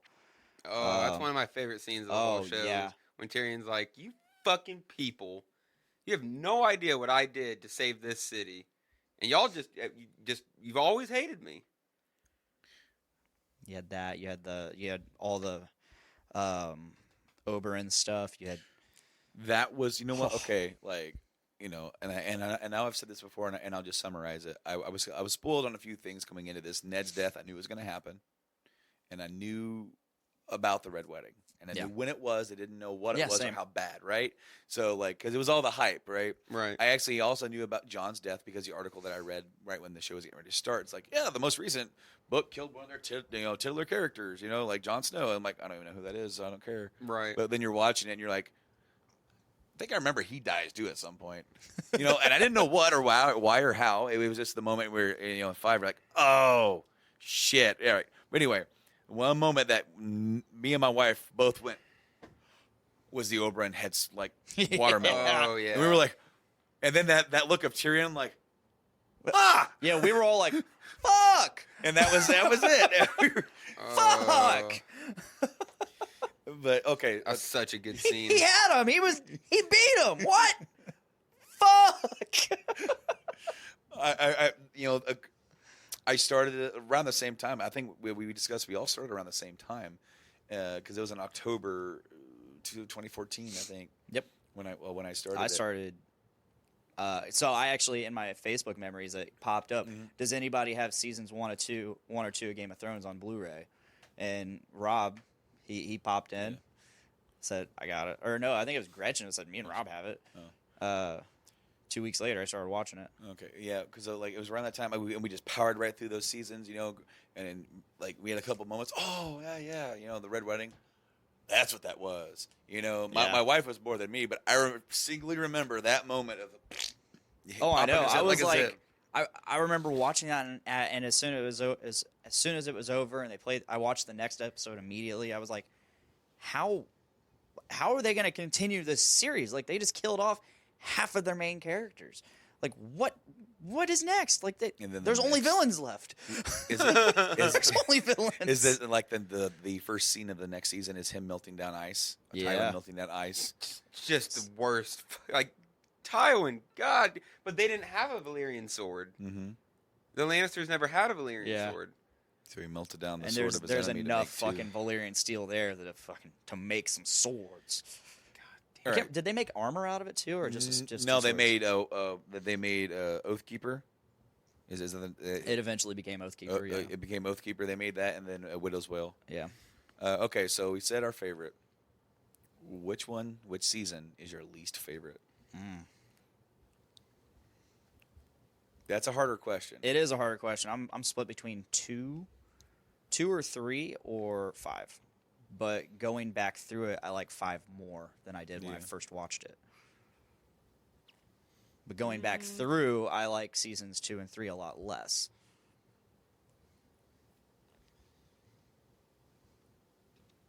Probably the last one. The last one. Yeah.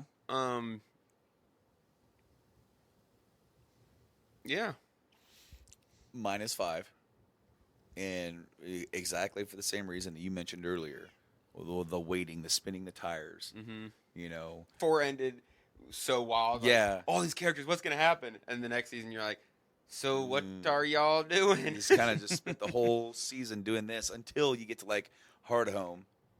Hardhome was wild. And that was crazy. That was awesome. And then of course, like they ended with the big cliffhanger. So like it wasn't for naught, but like for most of the season, like it was, you were so hyped up, and I was like, just kind of like I felt like the characters. I was just waiting for more, waiting. We didn't know that they could bring the whites back to life either. Mm-hmm. No. Yes. Hardhome was what the fuck did he just do? Come at me, Crow. That's good. All I could think of was like, fuck, that's a lot more of them. What now? Why do the bad guys keep getting worse? I mean, I love that moment where Jon is just floating away on that boat, and they're just staring each other down the whole time. Yep. And then, literally the next episode, Jon gets fucking stabbed to death. At 2, Ollie. Like, that was also the season where they brought in the Red Sparrow. Yeah. And the High Sparrow. Yeah, not the Red Sparrow. I'm sorry. Yeah, the High Sparrow. Yeah, and brought them in, and Cersei started like she was going to use them to gain a higher ground against the Tyrell. against the Tyrells. Yeah. Cersei does a lot of like stuff where you're like, all right, that's heavy-handed, and then when she cedes power to the High Sparrow, you're like, so you want to give them power to hold people accountable, really highborn people accountable, so you can fuck with Marjorie. And the moment she did it, the moment that they're like, yes, so this is what we're going to do to Marjorie. He's like, yes.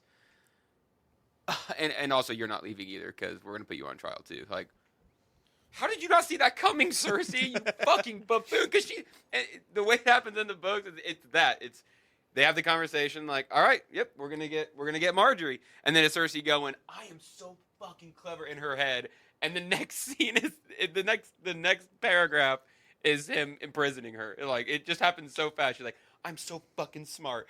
And then she's arrested. like, you fucking idiot. She got lost in her own hubris. Yep. Hubris.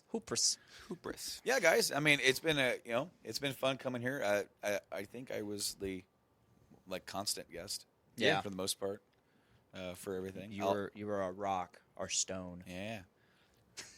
Bastard from the Vale. Yep. Yeah. What was your favorite episode?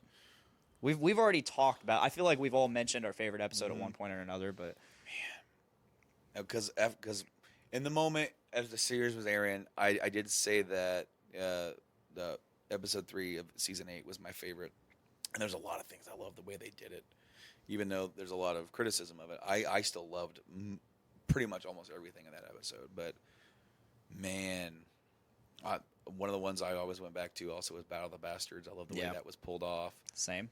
I also really liked Hardhome as well. Blackwater was great. Of course, these are just like the big battle episodes. But if you penultimate episodes, penultimate pretty much. But like if you leave those out, man, it's hard to say. Mine was Beyond the Wall. Beyond the Wall, that was a good one too. It was just so campy. Like, all right, we're gonna get the A team together. We're gonna go capture a white, and it just goes terribly, terribly wrong. Man, that's really hard. I'm thinking back to season 1. I don't want to be that guy that says the first episode because it was just so good at setting the scene. I watched that not too long ago. I was early in the morning. Perspective. Well, it was early in the morning on a Sunday. I had nothing else to do. The kid wasn't up yet. Wife wasn't up, and it was right in the middle of this. That was probably right after season or episode 3 or whatever, right in the middle. And I'm like, click it, whatever. I just want to rewatch it. And I also got so far into the first audiobook, that I wanted to see. Now that I have that perspective, go back and watch the series interpretation, and I'm like, man, yeah. The ratio of like how the adaptation from the book to the show, the first season is just gold. It is so close. Yeah, they don't leave out any major details. No, it really was. I was kind of blown away a little bit just by how much they really stuck to it. And I'm still trying to think exactly what episode. You know what?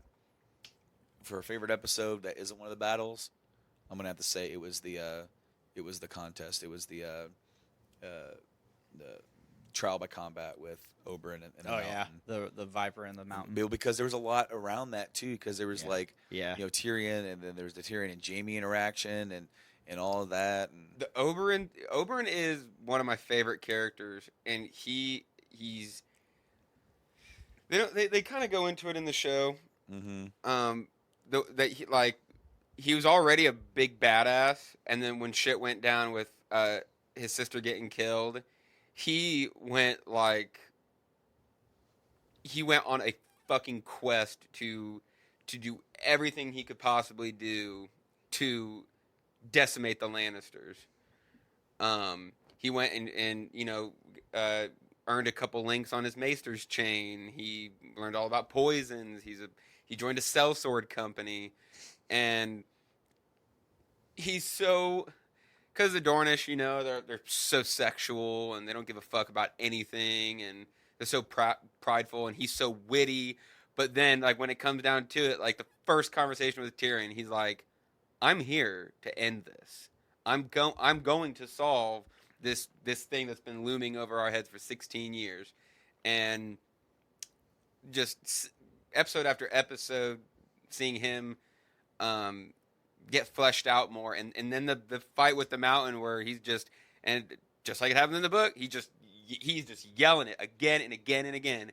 Say her name, and one of the number one expectations being subverted. You're so excited. You're like, he's actually gonna do it. He's gonna do it, and then no,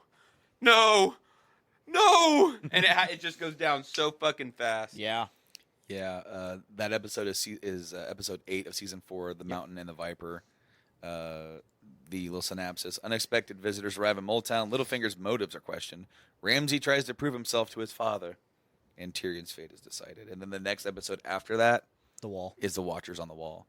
So like that's like a 1-2 punch of episodes, because that episode in 8 leaves you with, oh my god, what's gonna happen? That's why season 4 was just so. And the next fucking episode, good. The Watchers on the Wall, you don't get any of that. Yeah. It is completely up there, and you have to wait till 10 to get the falling out from that. Yep. Man, And that's a great episode too. yeah, 10 where it was, man, when Tyrion gets out, Jaime lets him out. Does he tell him does Tyrion tell Jaime that he killed Joffrey? Because he does in the book. Because they're getting ready to leave, and he's just because Jaime, when he's escaping, Jaime tells him the Tysha thing wasn't true. He said she wasn't a whore. Dad made me tell you that, and he was so fucking pissed that when Jaime asked if he killed Joffrey, he said he did. He said Cersei is fucking this guy, and this guy, and I killed your son. He just blows up on him, trying to piss him off. I don't think he says that in the series. No, but it's a huge, and they've not got back together in the books yet. But Jaime doesn't care. Jaime doesn't care that Joffrey died at all. At all. He doesn't give a fuck at all. He doesn't even really care when Tywin dies. Jaime is such an interesting character.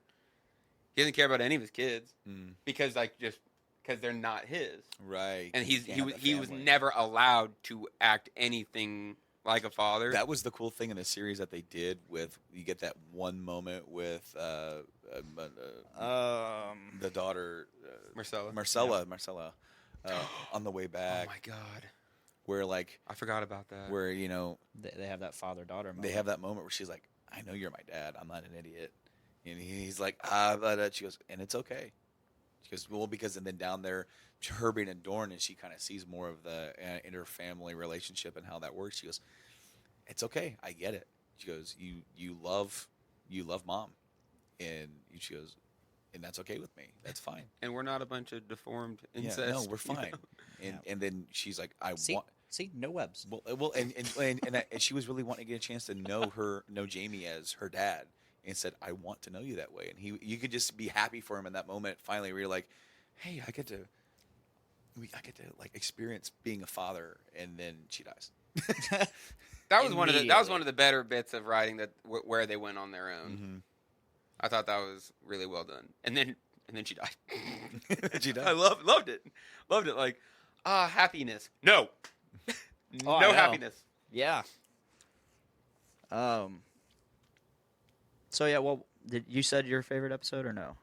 I just said a couple. It's really Yeah. hard to choose. I mean, all those episodes are just insanely good. I mean, it having heard them, it makes me question my own choice of actually having a definitive favorite episode. But yeah, Beyond the Wall, still my favorite.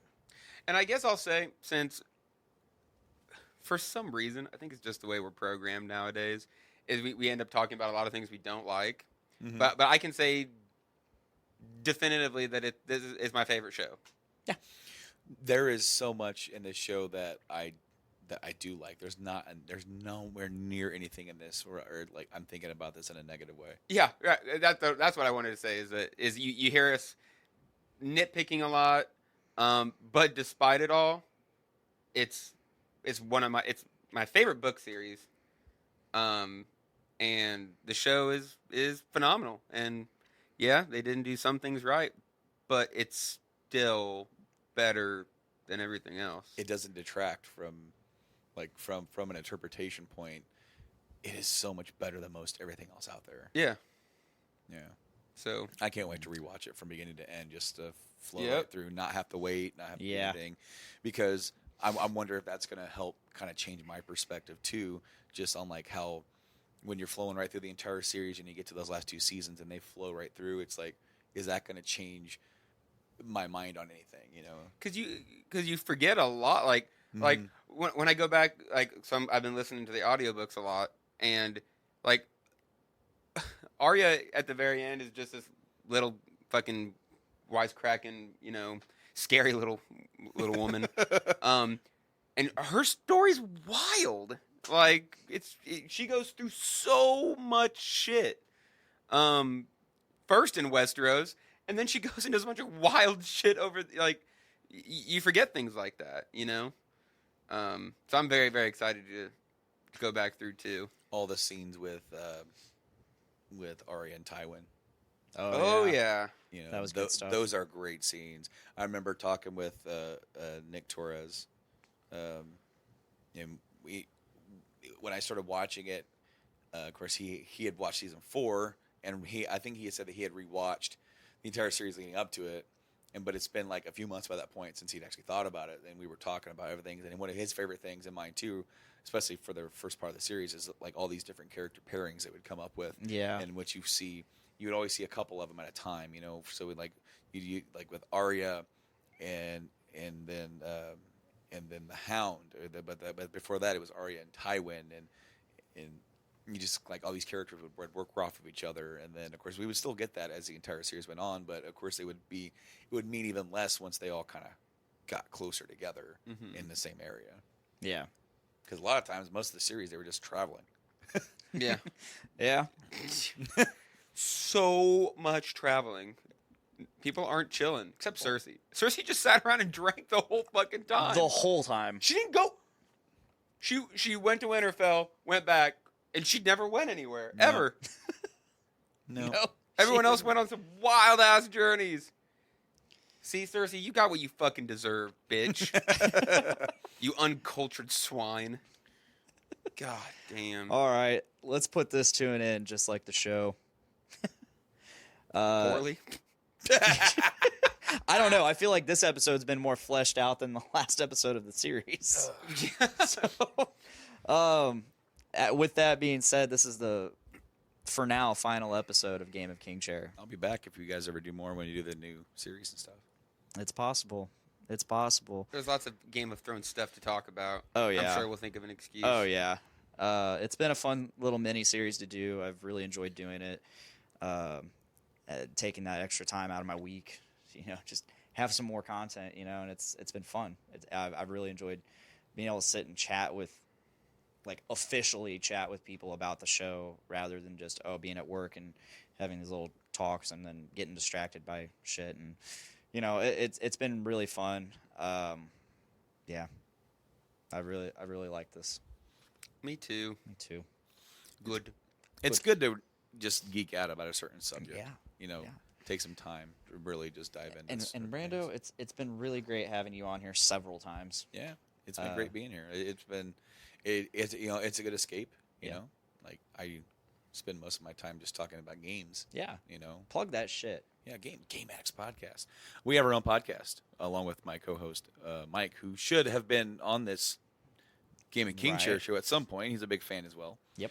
But yeah, Game Addicts podcast. We're a weekly podcast about video games, modern and retro, all that good stuff. We got E3 coming up. That's pretty cool. Oh, a lot of stuff to be excited for that. But you can check out our stuff each and every single week. We're live on Wednesdays on our Twitch channel, twitch.tv/GameAddictsPlay, as well as our Facebook page. Check us out on social medias on Facebook, Twitter, and Instagram at Game Addicts Play, and on our YouTube channel. Go and search that. That's pretty much the one-stop shop for everything Game Addicts Podcast. All our gameplay, all of our podcasts are there. And if you like podcasts, if you're listening to this on Podbean, guess what? We are there as well. We're on podcast services around the world, expanding that front. Every single Thursday, the episode goes up. Like Apple Pod. Did you know they're actually like Getting rid of iTunes. Getting rid of iTunes, and they're bringing out three new apps to replace one app. Well, the app's already there. They're just. Are they? Okay. Well, Apple Podcast, Podbean, Spotify, Stitcher Radio, TuneIn. I submitted this to iHeartRadio. No shit. Still waiting. But yeah, we're all those, man. And also on the Podcastrophe page, we are Podbean and Apple on their podcast service that they have on this great feed. The Game Addicts Podcast have some crossover content. We did our first episode of Game Addicts Eat. Yeah. Where we tried the vegan Beyond Burger from TGI Fridays. That's at Payless now, by the way. Is it? Yeah, I saw it. Oh, dude, I'm gonna have to check that out. That dropped yesterday. Yeah.